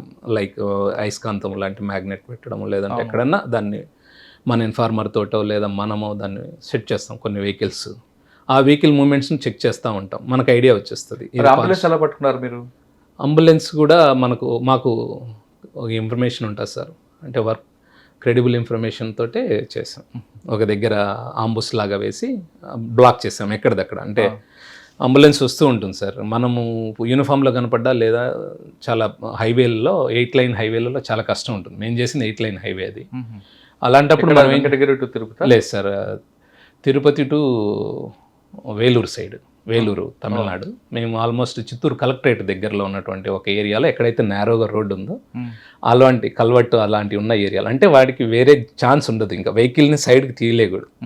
అలాగా ఉన్న దగ్గర బ్లాక్ చేస్తేనే మనకు వర్కౌట్ అవుతుంది. అదంతా ఒక జాగ్రత్తగా ప్లాన్ చేసుకోవాలా. లేదంటే వాళ్ళు మనం హిట్ చేసుకుంటూ పోవడమో లేదా సైడ్ పోవడమో లేదా మామూలు నార్మల్ జనాలకు కూడా ఒక్కోసారి ఎఫెక్ట్ అవుతుంది. ప్రాపర్టీస్ కూడా కొన్ని ఇళ్ళ లేకందు. అంబులెన్స్ మీకు మీరు పెట్టించారు డౌట్ రాకుండా, వాడికి డౌట్ రాకుండా మీరే ముందు పెట్టారా, లేదా మీకు ఇన్ఫర్మేషన్ వస్తే అంబులెన్స్ మీరు రెడీ చేస్తారా? ఒక అంబులెన్స్లో వస్తుందని ఇన్ఫర్మేషన్ సార్. దానికి మనం ఏం చేసాం, మన స్టాఫ్ను అక్కడక్కడ పెట్టాం. అంబులెన్స్ వస్తుంది అని మనకు చెప్తూ ఉన్నారు. మేము ఎక్కడైతే బ్లాక్ చేయాలనుకుంటున్నామో ఆ పర్టికులర్ పాయింట్ వచ్చే వరకు వెయిట్ చేస్తాం. వచ్చే ముందు ఏం చేస్తామంటే ఆల్రెడీ మేము కొన్ని లారీలు అవన్నీ తెప్పించి పెట్టుకొని ఉంటాం. అంటే వెహికల్ ఇట్లా రాగానే ముందు వెహికల్ లారీలతోటి బ్లాక్ చేస్తాము, బ్యాక్ బ్లాక్ చేస్తాం. సో మేము పక్కనే ఉంటాము ఆంబుస్ లాగా, ఇమ్మీడియట్గా పోవడం, రష్ అవ్వడం. అందరినీ దాంట్లో కూలీలు కూడా కూర్చొని ఉన్నారు, మేము పట్టుకున్న దాంట్లో దొంగలతో పాటు కూలీలు కూడా ఉన్నారు. కూలీలు దొరికారు. అంబులెన్స్ లో ఎవరున్నారని అడిగారా మీరు? అంత టైం ఉండదు సార్, వాళ్ళకు తెలుసు పోలీసులు ఇంటర్వ్యూన్ అయ్యారంటే ఇంకా కంపల్సరీ రెడ్ శాండిల్ తీసుకుపోతున్నామని తెలిసే వచ్చారనేది వాళ్ళకు ఐడియా ఉంటుంది. ఎన్ని దొరికాయండి దొంగలు? దాంట్లో అరౌండ్ ఒక 50 దాకా దొరికాయి సార్ లాక్స్. ఎక్కడి నుంచి తీసుకొస్తున్నారట వాళ్ళు? అవి మన పాకాల ఏరియా దగ్గర నుంచి మనకు ఇన్ఫర్మేషన్ వచ్చింది సార్, అక్కడ నుంచి మనం చేసాం. కల్లూరు ఆ ఏరియా. ఓకే. శ్రీకాళహస్తి 2 నుండి ఎక్కడికి వచ్చారు? రూరల్ నుండి ఏర్పేడ్కి వచ్చాను సార్. ఏర్పేడ్లో ఉన్నప్పుడు జయలక్ష్మి మేడం గారు ఎస్పీ గారు అందున్నారు, గోపినాథ్ జెట్టి సార్ ఎస్పీ గారు ఉన్నారు. ఆ టైంలో మామూలుగా థెఫ్ట్ కేసులు, ట్రాక్టర్ దొంగతనాలు అలాంటివన్నీ చేంజ్ చేసుకుంటాం. కేసులు, law and order issues, airport duties అంతా చేసుకుంటాం. అక్కడి నుంచి నేను డైరెక్ట్గా బంగారుపాలెంకి వెళ్ళడం జరిగింది సార్. బంగారుపాలెంలో 2018 నుంచి చేశాను సార్. ఆల్మోస్ట్ 3.5 years చేశాను నేను. ఏముండండి మీకు బాగా మర్చిపోయిన సంఘటన అక్కడ? బంగారుపాలెంలో నేను వెళ్ళిన వెంటనే అక్కడ క్రైమ్ నేచర్ ఏంటంటే బంగారుపాలెము బెంగళూరుకి హైవే సార్, బెంగళూరుకి ఎక్కువ ఉంటుంది మూమెంట్. అంత మ్యాటర్ ఆఫ్ 2 hours జర్నీ అంతే బెంగళూరుకి. ఎక్కువ మంది అక్కడికి వెళ్ళి వస్తూ ఉంటారు, అక్కడి నుంచి వస్తుంటారు. అది ఇంకా మనకు గేట్వే లాగా. మనం తిరుపతి రావాలన్నా, విజయవాడ రావాలన్నా, వైజాగ్ రావాలన్నా, కలకత్తా వెళ్ళాలన్నా అదే వే ఇంకా మనకి. సో కదా మదనపల్లి మీదుగా అది తక్కువ సార్, చాలా తక్కువ వెహికులర్ మూమెంట్ ఉంటుంది. ఇది ఎక్కువ ఉంటుంది, ఇది నేషనల్ హైవే కాబట్టి రోడ్డు కూడా బాగుంటుంది. మేమున్నప్పుడే కొత్త రోడ్డు వేశారు, అంతకుముందు బాగా రోడ్ యాక్సిడెంట్స్ జరిగేటి. మేము పోయిన 2018లోనే ఇనిషియల్ స్టేజ్లోనే ఒక బంగారు వ్యాపారస్తులు ఒక 5.5 kgs బంగారం పోతుంది మా ఏరియాలోనే. బంగారుపాలెం అవుట్స్కట్స్లో నంది అని ఒక రెస్టారెంట్ ఉంటుంది, A1 రెస్టారెంట్ అనేది, రిలయన్స్ అనే ఒక పెట్రోల్ బంక్ దగ్గర. అక్కడ మేము తీసుకొని పోతున్న బ్యాగ్లో ఒక 5.5 kg బంగారం దొంగలించబడింది అని ఒక 2 days తర్వాత, పోగొట్టుకున్న 2 days తర్వాత స్టేషన్ కంప్లైంట్ వస్తుంది. అది మనకు ఒక్కసారిగా మైండ్ బ్లాక్ అవుతుంది. కేజీలు అంటేనే అది ఏమన్నా కరెక్ట్ చెప్తున్నాడా, ఇతను ఏమన్నా సమస్య ఉందా అన్న ఉద్దేశంతో తర్వాత ఆఫీసర్లకు చెప్పడం జరిగింది. అతను కన్విన్స్ చేసిన విధానం, అతను చెప్పిన విధానం చూస్తుంటే 100% పోగొట్టుకున్నాడు. ఎందుకంటే 2 రోజుల తర్వాత ఎందుకు ఇచ్చాడు అంటే, ఓనర్ ఎవరైతే ఉంటారో తను భావేష్ జ్యువెలర్స్ అని చెప్పి బాంబేలో ఉంటారు సార్. తను వీళ్ళు ఎగ్జిక్యూటివ్స్ ఇద్దరు, ఎవరైతే గోల్డ్ థెఫ్ట్ ఉన్నటువంటి పర్సన్స్ ఉన్నారో వాళ్ళు పట్టుకుని క్యారీ చేస్తున్నారా? అవును సార్. అది ఎలా జరిగిందంటే, మామూలుగా రెగ్యులర్గా మనకు బంగారము ఏదైనా ఎగ్జిబిషన్ కానీ లేదా షాప్స్కి కానీ వాళ్ళు తీసుకొని పోవాలన్నప్పుడు బాంబే నుంచి ఎగ్జిక్యూటివ్స్ వస్తారు సార్. ఎగ్జిక్యూటివ్ కూడా ఓన్గా క్యారీ చేయడు సార్. వాస్తవంగా మనకి పార్సెల్ ట్రాన్స్పోర్ట్ సిస్టమ్స్ ఉన్నాయి ఇప్పుడు. అంతా కాస్ట్లీ గోల్డ్ కానీ, క్యాష్ కానీ, బంగారం కానీ అదంతా ఆర్ముడ్ ఎస్కార్ట్తోనే వాళ్ళు తీసుకెళ్తారు. వీళ్ళు కొచ్చిన్లో ఉన్నటువంటి ఒక గోల్డ్ ఎగ్జిబిషన్కి భావేష్ జ్యువెలర్స్ అని ముంబైకి సంబంధించిన వాళ్ళు అక్కడ నుంచి తీసుకొని వస్తారు. ఇద్దరు వాళ్ళ ఏజెంట్స్ని పంపుతారు. మేము ఆల్రెడీ గోల్డ్ పంపించాము ఎగ్జిబిషన్కి, అదంతా కూడా కొద్దిగా మామూలు మనం డైలీ లైఫ్లో వాడే గోల్డ్ కాకుండా కొద్దిగా డిఫరెంట్గా ఉన్నటువంటి గోల్డ్ సార్. అది మనకు ఏదో అకేషనల్గా వాడుకో అకేషనల్కి అందు వాడే గోల్డ్ అది. ఆ గోల్డ్ ఎగ్జిబిషన్కి వాళ్ళు పంపుతారు. ఏజెంట్స్ సింపుల్గా బాంబేలో బయలుదేరుతారు, కొచ్చిన్కి వచ్చేస్తారు. కొచ్చిన్కి వచ్చేసిన తర్వాత వాళ్ళకు ఒక కోడ్ ఉంటుంది. ఆ కోడ్ ఆ ఆఫీస్ దగ్గర చెప్తే వాళ్ళు ఆ పార్సల్ ఇస్తారు. ఆ పార్సల్ తీసుకొని వస్తారు, ఎగ్జిబిషన్ అంతా ఎగ్జిబిట్ చేస్తారు. అక్కడ నుంచి మళ్ళీ ఓనర్ కాల్ చేస్తారు ఎగ్జిబిషన్ అయిపోయింది అని. అతని కమాండ్ మీద నెక్స్ట్ పలాన్ దగ్గరికి ఇవ్వండి, కోయంబత్తూరుకి పోండి. కోయంబత్తూరుకి కూడా మళ్ళీ అగైన్ పార్సల్ పిక్ చేస్తారు. వీళ్ళు ట్రావెల్ అయిపోతారు, వాళ్ళ చేతిలో ఏమీ ఉండదు. వస్తారు కోయంబత్తూరులో మళ్ళీ దాన్ని కలెక్ట్ చేసుకుంటారు. ఓకే. మళ్ళీ అక్కడ నుంచి మళ్ళీ ఓనర్ ఇన్స్ట్రక్షన్స్ మేరకు విజయవాడకు వస్తారు. విజయవాడలో ఉన్నటువంటి కొన్ని జ్యువెలరీ షాప్స్లో 1.5 kg అట్లా గోల్డ్ అమ్ముతారు. మళ్ళీ ఓనర్ ఇన్స్ట్రక్షన్స్ మేరకు అగైన్ వైజాగ్ పోతారు. ఇదంతా కూడా వాళ్ళతో పాటు గోల్డ్ ఉండదు, గోల్డ్ సపరేట్గా ట్రావెల్ అవుతూ ఉంటుంది ట్రాన్స్పోర్ట్ దాంట్లో. సో వైజాగ్లో అక్కడ కొన్ని జ్యువెలరీ షాప్లో గోల్డ్ అమ్ముతారు. ఆ గోల్డ్ అమ్మేటప్పుడు అక్కడ నుంచి వాళ్ళు అగైన్ మళ్ళీ అతనితో కాంటాక్ట్ అయితే కంపెనీ అతనితో ఓనరు మీరు బెంగళూరుకి వచ్చేయండి ఆ గోల్డ్ తీసుకొని ఉంటాడు. అక్కడ మిస్టేక్ జరుగుతుంది. అంటే అక్కడ ట్రాన్స్పోర్ట్ లేకుండా ఫిజికల్గా గోల్డ్ క్యారీ చేస్తారు. మార్నింగ్ స్టార్ అని ఒక ట్రావెల్స్ బస్సులో ఎక్కుతారు. ఆ బస్సులో వాళ్ళు కూర్చుంటారు, అదే బస్సులోనే దొంగలు ఉంటారు. అది వీళ్ళకి తెలియదు. బంగారుపాలెంకి వెహికల్ వస్తుంది, శ్రీకాళహస్తి దగ్గర ట్రై చేస్తారు. బస్సు ఒక 45 minutes బ్రేక్ డౌన్ అయితే ఎన్ని గంటలకు అప్పుడు అరౌండ్ అక్కడ శ్రీకాళహస్తి దగ్గర 4 ఆ ప్రాంతంలో మార్నింగ్ ఎర్లీ మార్నింగ్ వైజాగ్ ఎక్కుంటారు. ఎక్కారు శ్రీకాళహస్తిలో నైట్ ఇన్ ద సెన్స్ ఈవినింగే సార్, అంతా 3 to 4 ఆ టైంలోనే ఎక్కేస్తారు. ఓకే. శ్రీకాళహస్తికి వచ్చేలకు వెహికల్ ఏదో ప్రాబ్లం రావడంతో ట్రై చేస్తారు వీళ్ళు, కానీ వీళ్ళు ఇద్దరు అలర్ట్గా ఉండడంతో సాధ్యం కాదు. అగైన్ బస్సు బంగారుపాలెంకి రీచ్ అవుతుంది. రీచ్ అయిన తర్వాత ఇద్దరిలో ఉన్నటువంటి ఒక వ్యక్తి వాష్రూమ్కి వెళ్తూ ఇతనికి చెప్పిపోతాడు. ఇతను కొద్దిగా నిద్రమత్తులో ఉంటాడు. సరే వెళ్ళు అంటాడు, కానీ ఇతను అలర్ట్గా ఉండడు. ఆ టైంలో ఉన్నటువంటి దొంగ ఆ బ్యాగ్ని తీసుకొని వెళ్ళిపోతాడు. వీళ్ళు చూసుకోరు, పలమనేరు దాటిన తర్వాత బ్యాగులు చూసుకుంటారు. చూసుకొని బస్ డ్రైవర్కి చెప్తే అతనికి ఏం అర్థం కాదు లాంగ్వేజ్ ప్రాబ్లం వల్ల. లేదు మీరు అక్కడికి వచ్చి బెంగళూరులో చెప్పండి అని చెప్తాడు. ఆఫీస్లో మార్నింగ్ స్టార్ ఆఫీస్ ఉంటుంది కదా, ఆఫీస్లో చెప్పండి, ఇక్కడేం చెప్పలేము అని. సరే అని వెళ్తారు. అక్కడ మళ్ళీ మెజెస్టిక్ పోలీసులు కంప్లైంట్ ఇస్తారు, వాళ్ళు ఎంటర్టైన్ చేయరు. తర్వాత వాళ్ళ ఓనర్కు బెంగళూరు రప్పించుకొని ఆ నుంచి అందరూ కలిసి బంగారుపాలెంకి వస్తారు. ఇదంతా 1 day టైం, 2 days దాకా పట్టింది. మనకు డిలే కంప్లైంట్ వస్తుంది, మనకేం అర్థం కాదు. అందులో 5.5 kg బంగారం అంటేనే ఒకసారిగా ఏం అర్థం కాలేదు. మళ్ళీ అప్పుడు ఉన్నటువంటి మా సిఏ గారికి, డిఎస్పీకి, ఎస్బీ డిఎస్పీ సార్కి అందరికి చెప్పడంతో సరే అని గోపరాజ్ జెట్టి కదా, విక్రాంత్ పాటిల్ సార్ సార్ ఇప్పుడు ఉన్నారు కదా, సార్ ఉన్నారు. సార్ కూడా వచ్చారు సీన్కి. తర్వాత ఇంకా మేము అక్కడ ఉన్నటువంటి సీసీ కెమెరాలను బాగా వర్కౌట్ చేసి మేము చూస్తే ఒక పర్సన్ బ్యాగ్ ఎత్తుకొని పరిగెత్తుకుంటూ పోతూ ఒక దగ్గర ఉన్నటువంటి ఒక స్కార్పియో వెహికల్ ఎక్కేది మాత్రం కనపడుతుంది. ఇక్కడ బంగారుపాలెం CCTV అంటే ఈ బస్సుకి దానికి ఒక 500 మీటర్ల దూరంలో ఇంకొక వెహికల్ పార్క్ అవుతుంది. ఇది హోటల్ దగ్గర ఉంటుంది. కార్ వచ్చేసి రోడ్డు మీద ఉంటుంది, ఒక చింత చెట్టు కింద. దీంట్లో ఉన్నటువంటి ఒక పర్సన్ ఒక బ్యాగ్ని ఇట్లా పట్టుకొని పరిగెత్తుకుంటూ వెళ్ళి కార్ ఎక్కేది సీసీ కెమెరాలో మనకు పెట్రోల్ బంకులో ఉన్న ఒక సీసీ కెమెరాలో క్యాప్చర్ అయింది. అంతా మనకు అప్పుడంతా మెగాపిక్సెల్ కెమెరాస్ లేవు కాబట్టి కొద్ది VGA కెమెరాస్ ద్వారా తక్కువగా ఉంది. అది అంత క్లారిటీ లేదు. ఫేస్ అంతా ఐడెంటిఫై చేయడం కానీ, వెహికల్ను ఐడెంటిఫై చేయడం కానీ. బండి మూమెంట్ చూస్తే స్కార్పియో లాగా. దాని తర్వాత దాన్ని ఇంకా సీసీ కెమెరాలు డెవలప్ చేసుకుంటూ కొన్ని 100 గంటల సీసీ కెమెరాలని చెక్ చేసుకుంటూ, అప్పుడు మనకు ఈ కెమెరాస్ ఉండేవి సార్, మ్యాట్రిక్స్ కెమెరాస్ అని ఏపీ అంతా ఉండేవి 2018. ఆ కెమెరాస్ని పట్టుకొని చిత్తూరు కలెక్టర్ గారి ఆధ్వర్యంలో ఆఫీస్లో ఉంటుంది అక్కడ కమాండ్ కంట్రోల్ లాగా. అక్కడ కూర్చొని మేము వెహికల్ని అప్ టు కర్నూలు దాకా ఒక 2 hours చెక్ చేసుకుంటాం. అంటే నెక్స్ట్ కెమెరా అట్లా చూసుకుంటూ వచ్చేస్తాం. ఓకే, థెఫ్ట్ అయింది, వెహికల్ వెళ్ళిపోయింది అని. దాని మీద ఒక టీమ్స్ అన్ని ఎస్పీ గారు ఫామ్ చేయడం, దాంట్లో ఒక 15 రోజులలోనే ఇంటాక్ట్ గోల్డ్ని తీసుకొని వచ్చాం సార్. ఎక్కడ దొరికిందండి ఇది? ఇది మేము పూణేలో జిజోరి అని ఒక ప్లేస్ ఉంది సార్. జిజోరి అని ఒక శివాలయం, మనకు శ్రీకాళహస్తి గుడి ఏ విధంగా ఉందో అలాంటి ఒక శివాలయం ఉంటుంది. ఆ దొంగతనం చేసిన దొంగలు ఆ దేవుని దగ్గరికి వెళ్తారు. వాళ్ళంతా ఒక దగ్గర ఉన్న టైంలో వాళ్ళను అప్రహెండ్ చేయడం జరిగింది. దానికి చాలా కష్టం. వీళ్ళ దగ్గర గోల్డ్ అనే విషయం వాళ్ళకెళ్ళి తెలిసింది సార్. వాళ్ళ వెహికల్ ఫాలో అయ్యారు, వచ్చారు. వచ్చిన తర్వాత ఇక్కడ బంగారపాలెం దగ్గర బస్సులోకి వెళ్ళినప్పుడు అక్కడ డ్రైవర్ కానీ క్లీనర్ కానీ ఏం చేశారు? అబ్జెక్షన్ చేయలేదా? మా పాసింజర్ కాదు కదా సార్. యాక్చువల్గా సార్ మనకు సోలాపూరు, అహ్మద్నగర్, ఓస్మానాబాద్ మహారాష్ట్రకు సంబంధించినటువంటి ప్రాంతాలలో కొన్ని గ్యాంగ్స్ ఉన్నాయి సార్.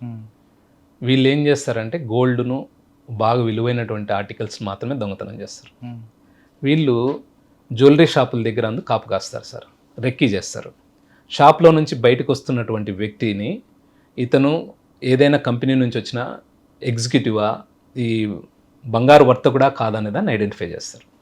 ఐడెంటిఫై చేసి ఒక సింహం మాదిరి వేటాడతారు. ఒక లేడీని ఒక సింహం ఎట్లయితే, మా దాంట్లో మా పర్టికులర్ కేసులో వైజాగ్లో ఒక జ్యువెలరీ షాపు పేరు వేరే జ్యువెలరీ షాప్లో నుంచి వాళ్ళు బయటకు వస్తుంటే ఈ ఇద్దరు వ్యక్తులు ఎవరైతే బంగారు వర్తకులు ఉన్నారో వాళ్ళు వస్తూ ఉంటే వాళ్ళను చూసి వీళ్ళిద్దరు దగ్గర ఆ గోల్డ్ బ్యాగ్లు అవంతా చూసి డివైడర్లు క్రాస్ చేస్తూ వస్తున్నారు. సీసీ కెమెరా మేము చూస్తే ఒక సింహం లాగా అట్లా వచ్చి వీళ్ళని వెంటనే ఫాలో అవుతూ వీళ్ళు వచ్చి ఒక రమా అనే ఒక థియేటర్ దగ్గర వచ్చి మార్నింగ్ స్టార్ ట్రావెల్స్ ఆఫీస్లో ఏదైతే మనం టికెట్లు కొన్ని దగ్గరలో అమ్ముతారు సార్, ట్రావెల్స్ థియేటర్, అక్కడ వీళ్ళు 2 టికెట్లు కొన్ని వెనకనే వీళ్ళు వచ్చి ఇంకో 2 టికెట్లు కొంటారు.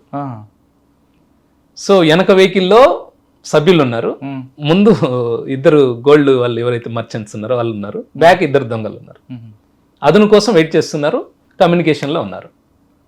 అంటే ఆ బస్సానికి స్కార్పియో ఒక 1/2 కిలోమీటర్ 200 మీటర్స్ డిస్టెన్స్ లో స్కార్పియో మూవింగ్ లోనే ఉంటుంది. అంటే బస్సులో వీళ్ళు వెనక్కి వీళ్ళు కూర్చున్నారు అంతే. వీళ్ళు అవకాశం కోసం చూస్తూ ఉంటారు, ఎక్కడ అవకాశం వస్తుందో అక్కడ తీసుకుంటారు. ఇది మన దగ్గరే కాదు, విజయవాడలో కూడా జరిగింది ఇది. కరెక్టే, కానీ వీడి దగ్గర గోల్డ్ ఉన్న విషయం ఎలా తెలిసిందని వాళ్ళు ఐడెంటిఫై చేస్తారు సార్. ఆ పర్టికులర్ ఏదైతే మనం మాట్లాడుకున్న గ్యాంగ్ ఉందో మహారాష్ట్రకు సంబంధించిన గ్యాంగ్, వాళ్ళు ఐడెంటిఫై చేస్తారు. పొలంలో ఏదో ఇక్కడ మన బంగారపాలెం బస్సు ఆగింది. అవును సార్. వీళ్ళు పాసింజర్లే కాబట్టి ఎక్కారు. ప్యాసింజర్లే ఆల్రెడీ టికెట్ తీసుకుని ఉన్నారు, ప్యాసింజర్లే టికెట్ తీసుకుని ఉన్నారు, డౌట్ రాదు. ఎక్కారు, అతని కోసం చూశారు. ఇతను కొద్దిగా మత్తుగా ఉన్నాడు, తెల్లవారుజామున నైట్ అంతా మేల్కొని ఉన్నారు కాబట్టి ఛాన్స్ దొరకలేదు. నైట్ కాళహస్తిలో కానీ బ్రేక్ డౌన్ అయిన దగ్గర కూడా ఎక్కడైతే ఇతను కొద్దిగా ఏమారాడో ఆ టైంలో బ్యాగ్ తీసుకున్నారు, వెళ్ళిపోయారు. ఈ ఇద్దరు మత్తులో నుంచి తేరుకునే లోపల బంగారపాలెంకి పలమనేరుకి ఒక 20 కిలోమీటర్లు మాత్రమే ఉంటుంది. పలమనేరు దగ్గర విన్న తర్వాత కొద్దిగా వీళ్ళ దగ్గర ఇంకొక బ్యాగ్ ఉంది. బంగారం పోయిందని చెప్తే దీంట్లో ఇంకా దొంగలు ఉంటే ఏమన్నా ప్రాబ్లం అవుతుందన్న ఉద్దేశంతో వాడు డ్రైవర్కు కండక్టర్ కూడా చెప్పరు. వాళ్ళు మా ఆర్టికల్స్ పోయినాయి, మా వస్తువు పోయింది, ఒకసారి వెండి అంటాడు, ఒకసారి వేరే వస్తువులు వినాయని చెప్తాడు. వాళ్ళకి అర్థం కాక ఏం చేస్తారంటే, సరే నువ్వు ఏదన్నా ఉంటే బెంగళూరు హెడ్ ఆఫీస్లో మా మార్నింగ్ స్టార్ ఆఫీస్లో మాట్లాడుకొని అక్కడ కంప్లైంట్ చేసుకుందరండి అని తీసుకెళ్ళిపోతారు. సో వాళ్ళకి అర్థం కాదు. ఇంకా వస్తే వాళ్ళు వచ్చి మన దగ్గర డీల్ చేయలేక మళ్ళీ అతన్ని ఓనర్ని పిలిపించుకోవడం ఇదంతా చేస్తారు. ఇంకో బ్యాగ్లో కూడా బంగారం ఉంది. ఉంది. అదెంత ఉంది? అది ఒక 11 కేజీలు మిగులుతుంది అమ్మగా. పోయింది 5.5 కేజీ, ఇంకొక 5.5 కేజీ ఇంకో బ్యాగ్లో ఉంటుంది. సార్ మీరు అన్ని సీసీ యాంటిక్ జ్యువెలరీ సార్ ఇది. ఇందాక మనం మాట్లాడుకునేటప్పుడు యాంటిక్ జ్యువెలరీ అని ఒకటి ఉంటుంది. ఎలా ఉంటుందంటే లైక్ కాపర్ లాగా ఉంటుంది సార్ ఇది. అదేలేండి, కలర్ చూడడానికి పేపర్ కలర్. అవును సార్, ట్రెడిషనల్ జ్యువెలరీ. అవును సార్. అవును సార్. ఇప్పుడు సీసీ కెమెరా ఫాలో అయింది కదా? అవును సార్. సీసీ కెమెరా లీడ్ వచ్చింది. అవును సార్. అంటే మీరు పూణే వరకు దాన్ని ఫాలో చేసుకుంటూ వెళ్ళారా? పూణే వరకు వెళ్ళలేకపోయాం సార్. కర్నూలు వెళ్ళిన తర్వాత మనకి ఇంకా రాలేదు. మళ్ళీ వాళ్ళు కొట్టి వాళ్ళు వెనక్కి వెళ్ళారా? వాళ్ళు వెళ్ళిపోయారు సార్. ఎటు వెళ్ళారు? టువర్డ్స్ సోలాపూర్ సైడ్ వెళ్ళారు. అంటే సోలాపూర్ అంటే ఇటు హైదరాబాద్ రూటే వెళ్ళారు. మెజారిటీ ఏం చేస్తారంటే టోల్ గేట్స్ అంతా అవాయిడ్ చేసుకుంటూ కొద్దిగా నెంబర్ ప్లేట్లు మార్చుకుంటూ పోతారు. మనకు వచ్చిన ప్రధానమైన క్లూ ఏంటంటే, ఆ స్కార్పియో వెనకన రెజ్లర్ ఉంటాడు కదా సార్, కుస్తీ వీరుడు. ఆ కుస్తీ వీరుని ఒక స్టిక్కర్ ఉంటుంది. ఆ స్టిక్కర్ ని లాగేయడం వల్ల ఒక ఇంప్రెషన్ అట్లే ఉంది. ఆ స్టిక్కరే మమ్మల్ని కాపాడింది. ఆ స్టిక్కర్ పట్టుకొని వెళ్తాం మేము. ఆ స్టిక్కర్ పట్టుకొని వెళ్ళిన తర్వాత మాకు విజయవాడ పోలీసు వాళ్ళు అప్పటికే, అంటే మా దానికంటే ముందు జరగడం, అక్కడ మా బ్యాచ్మేట్ ఆఫీసర్ ఉండడం, వాళ్ళతో ఇంటరాక్ట్ అవ్వడం, వాళ్ళు కొన్ని నెంబర్లు ఇవ్వడం, ఆ కైండ్ ఆఫ్ నేరాలు చేసి ఏమో క్రిమినల్స్ని అందరిని ఎగ్జామిన్ చేసుకోవడం, ఇదంతా చేసుకున్న తర్వాత మేము ఒక నెంబర్ను ఏదో రావడం, ఆ నెంబర్ను పట్టుకుంటే ఆ నెంబర్ జుజోరి అని ఒక ఏరియాలో పూణే రూరల్ జిల్లాలో ఉంది. ఒక టీం ఏమో ఉస్మానాబాద్లో ఉన్నాము, ఒక టీం ఏమో పూణేలో ఉన్నాము, నలుగురం 4 దిక్కులు ఉన్నాం, నలుగురం ప్లేస్లోకి వచ్చాం. అందరూ అక్కడ అందరం అది ఆ ప్లేస్కి వచ్చేసాం. జిజోరి అని ఏదైతే టౌన్ ఉందో ఆ టౌన్కి వచ్చేసాం. టౌన్కి వచ్చాం, 200 లాడ్జీలు ఉన్నాయి. అప్పుడు ఇప్పటి మాదిరి ఎగ్జాక్ట్ లొకేషన్స్ వచ్చే పరిస్థితి కాదు, కైండ్ ఆఫ్ లొకేషన్స్ టైప్స్ ఉంటాయి. ఇంకా దాన్ని వెరిఫై చేస్తున్నాం. అందులో ఒక టవర్ అనేది ఒక 3 to 5 kilometers రేడియస్ వరకు మనకి సిగ్నల్స్ పాస్ చేస్తూ ఉంటుంది కాబట్టి ఎగ్జాక్ట్గా అంత అజిముతులు ఇదంతా ఇష్యూస్ ఉంటాయి. సో అక్కడ ఉన్నటువంటి అన్ని లాడ్జ్ల దగ్గర ఉన్నటువంటి వెహికల్స్ను పార్కింగ్ లాట్ని చెక్ చేస్తున్నాం. అరౌండ్ 5:30 ఆ ప్రాంతానికి వెహికల్ కనపడింది, మా వెహికల్ ఒక లాడ్జ్ దగ్గర. ఇంకంతే, అగైన్ మళ్ళీ కడపలో ఒక చల్లని బ్రీచ్, పని అయింది మనకి అని. వెహికల్ ఉంది కానీ వాడు ఉండుంటే కదా అంటే ధైర్యం సార్, వెహికల్ దొరికింది, ఫర్దర్ క్లూ ఉంటది కదా, నెక్స్ట్ స్టెప్ వేయడానికన్నా అట్లీస్ట్ హ్యాపీ అనిపించింది. మళ్ళీ వాడు వెహికల్ దగ్గరకు వచ్చాడా? మేము వెళ్ళాం సార్, వెళ్ళి రిసెప్షనిస్ట్ అడిగితే 8 మంది ఉన్నారు సార్ అని చెప్పాడు. 8 మంది రూమ్ తీసుకున్నారు, ఒకే రూమ్ లోనే ఉన్నారు అని చెప్పాడు. సూపర్. అదే టయానికి కానిస్టేబుల్ పోతా ఉన్నారు, బీటోళ్ళు, ఆ జ్యూరిడిక్షనల్ వాళ్ళు. వాళ్ళకి ఈ విషయం చెప్పి ఇట్లా ఆంధ్ర పోలీస్ అంటే వాళ్ళు వెంటనే ఆఫీసర్ని పిలిపియడం, ఆ ఆఫీసర్ కూడా వితిన్ 5-10 minutesలో రావడం, అంత నైట్లో కూడా మాకు సపోర్ట్గా నిలబడ్డం, మేమందరం పోవడం, అక్కడ ఉన్న హోటల్ బాయ్ తోటి నాకు చేపించడం, వాళ్ళు ఓపెన్ చేయడం. 8 మంది ఆ కేసులో ఇంటాక్ట్ గోల్డ్ రికవర్ అయింది. ఆ తర్వాత నేను అక్కడ నుంచి ట్రాన్స్ఫర్ అయినా ఆ కేసు ట్రయల్ టైంలో అటెండ్ అవ్వడం జరిగింది. సాక్షులందరినీ జాగ్రత్తగా విట్నెస్లు చేయించడం జరిగింది. 3 సంవత్సరాలు వాళ్ళకి జైలు శిక్ష పడడం జరిగింది. ఆ వెహికల్ కూడా సీజ్ అయిందా? అన్ని సీజ్ చేసాం సార్, వెహికల్ సీజ్ చేసాం, పర్సన్స్ అరెస్ట్ చేసాం అంతా. అప్పలనాయుడు సార్ ఎస్పీ సార్ ఉన్నప్పుడు, అప్పలనాయుడు సార్ ఉన్నప్పుడు కన్విక్షన్ పడింది. విక్రాంత్ పాటిల్ సార్ ఉన్నప్పుడు అఫెన్స్ జరగడం, రికవరీ జరగడం అంతా కూడా విక్రాంత్ పాటిల్. నాకు దాంట్లో సారుకు ఒక ఈ బెస్ట్ ఇన్వెస్టిగేటర్ అనే ఒక అవార్డు సార్ ఇచ్చేవాళ్ళు, నాకు ఇచ్చారు సార్. ఆ 3 years కన్విక్షన్ నేను ఈవెన్ నా పోలీస్ స్టేషన్ కాకపోయినా కోర్టుకు అటెండ్ అయ్యి అక్కడ ఉన్నటువంటి విట్నెస్లందరినీ జాగ్రత్తగా, ఆ బస్ డ్రైవర్ల నుంచి అందరినీ మనం ఎగ్జామిన్ చేసి జాగ్రత్తగా చేసినాం కాబట్టి 3 సంవత్సరాలు జైలు శిక్ష పడింది. జైలు శిక్ష వచ్చారా? తర్వాత ముందు ఏమైనా వాళ్ళకి పడ్డాయా? ఉంటుంది సార్ అది.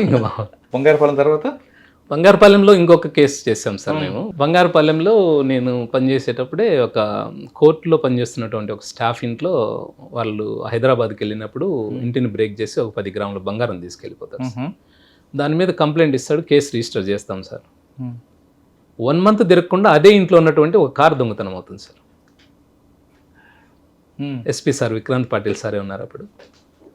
1 month బ్యాక్ హౌస్ బ్రేక్ అయింది, 1 month తర్వాత మళ్ళీ కారు దొంగతనం అయింది. ఏమి అని చెప్పి కారు దొరికే వరకు నువ్వు ఏడున్న పట్టుకొని వచ్చేసేయాలని చెప్తే అష్ట కష్టాలు పడి ప్రయత్నం చేస్తే మా కారు తప్ప 15 కార్లు రికవర్ అయింది. 1.5 కోట్ల విలువైన ఇన్నోవాలు, అన్ని రకాల కార్లను రికవర్ చేశారు.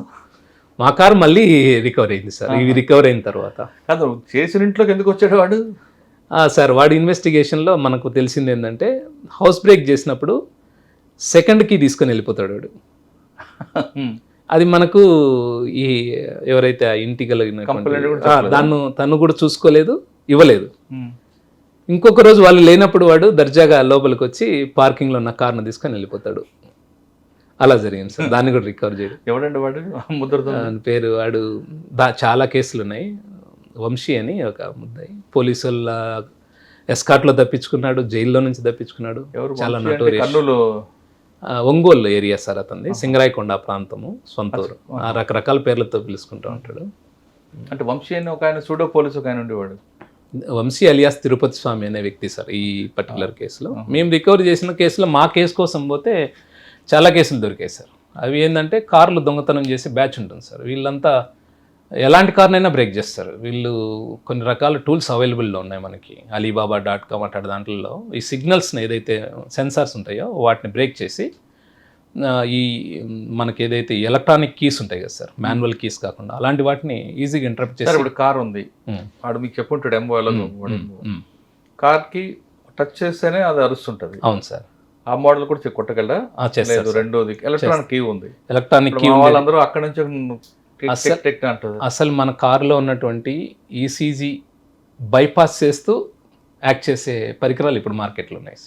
అలాంటి వాటిని ఉపయోగించుకొని 10 minutesలోనే కార్ను అన్లాక్ చేసి ఎలాంటి మీరు అనుకున్న సైరన్ కానీ ఏమే కానీ రాకుండా బయటికి తీస్తారు. ఎలాంటి కార్లు అయినా క్రెటా కార్లు కానీ ఇన్నోవా కార్లు కానీ అలాంటి మరి అటువంటి కార్లు అటువంటి దీన్ని మనం కాపాడకుండా ఏం చేయాలి? Manual key best sir. Manual కీతో సేఫ్ గార్డ్ చేసుకోవచ్చు మనం. అంటే మా వాళ్ళందరూ కొంతమంది ఎలక్ట్రానిక్ గా దీంట్లో అలవాటు పడ్డారు, మీ పాకెట్ లో పెట్టుకుంటారు, కొంతమంది ఇక్కడ నుంచి వెళ్ళి నొక్కుతారు. దాంతో ఏదైతే సెన్సార్స్ ఉంటాయో రేడియో వేవ్స్ కానీ ఇవంతా కూడా డిస్టర్బ్ చేస్తూ చేయొచ్చు సార్. కొన్ని రకాల ఎక్విప్మెంట్స్ మాన్యువల్ కీ బెస్ట్ ఎప్పటికైనా. అవును సార్, మాన్యువల్గా ఏదైతే లాక్ ఉందో అదే బెస్ట్ ఏ కార్కైనా. ఈ ఎలక్ట్రానిక్ కీస్ని ట్యాంపర్ చేయొచ్చు. ట్యాంపర్ చేశారు, మా పర్టికులర్ కేసులో అదే జరిగింది. మదురైకి సంబంధించి కొంతమంది మా వాళ్ళందరూ ఇదే బెస్ట్ అంటారండి. అది బెస్ట్ అని నేను చెప్పను సార్, ఎందుకంటే అది ట్యాంపర్ చేసే అవకాశం ఉంది. మా కేసులలోనే మేము చూసాం. కేసు చూపించాడు వాడు, చేసి చూపించాడు. మదురైకి సంబంధించినటువంటి ఒక ముద్దాయి ఉన్నాడు. అతను కర్ణాటక, ఆంధ్ర ఆల్మోస్ట్ 200 కార్స్ దాకా షోరూమ్ లో కూడా చెప్తాడు కదా, ఎలక్ట్రానిక్ గ్యాడ్జెట్స్ పెట్టుకుంటే హ్యాపీగా ఉంటుంది, లైట్ వెయిట్. ట్రాకర్స్ లాంటివి యూజ్ చేయొచ్చు. అది కూడా ట్రాకర్స్ మనం ఐడెంటిఫై చేసేవి కూడా ఉన్నాయి. ట్రాకర్స్ లాంటివి పెట్టుకుంటే జీపీఎస్ ట్రాకర్స్ లాంటివి అట్లీస్ట్ మన వెహికల్ ఎక్కడ పోతుంది అనేదన్నా మనకు ఐడెంటిఫై అవుతుంది. అతను తీసి పడేసే వరకు. ఓకే, తర్వాత ఎక్కడికి వచ్చారంటే మీరు నెక్స్ట్ పోస్టింగ్? నేను బంగారుపాలెం దాటిన తర్వాత చిత్తూరు తాలూకాకు వచ్చాను సార్. చిత్తూరు తాలూకాలో పనిచేసి అక్కడ ఉన్నప్పుడు కొద్ది రోజులు డీటీసీలో ఉండి ప్రమోషన్ వచ్చినాక ఇప్పుడు పీటీసీ తిరుపతిలో ఉన్నాను సార్. సార్, ఈ వృత్తి గురించి చెప్పారు బాగా. మీ ప్రభుత్వ ఈ మారథాన్ని ఎందుకు ఎంచుకున్నారు మీరు? ఎవరు ఇన్స్పైర్ అయి చేశారు మీకు? సార్, మారథాను నేను 2021 వరకు నాకు మారథాన్ అంటే తెలియదు సార్. అసలు లిటరల్గా నాకేం తెలియదు. నేను మా బ్యాచ్లో ఉండే కొంతమంది ఈ డయాబెటిక్ అవ్వడం ఇదంతా అబ్జర్వ్ చేసి కొద్దిగా హెల్త్ కాన్షియస్గా ఉండాలా, కొద్దిగా ఫిట్గా ఉంటే తప్ప మనం సర్వైకాల్ ఏమన్నా ఒక దాంతో చిన్నగా వారానికి ఒక 5 km 10 km ఇట్లా రన్నింగ్ చేస్తూ బంగారుపాలెంలో ఉండేవాడిని సార్. అక్కడ రోడ్ రన్నింగ్ అని చేసుకుంటాను. ఇప్పుడు ఎన్ని చేస్తుంటారు మారథాన్లో?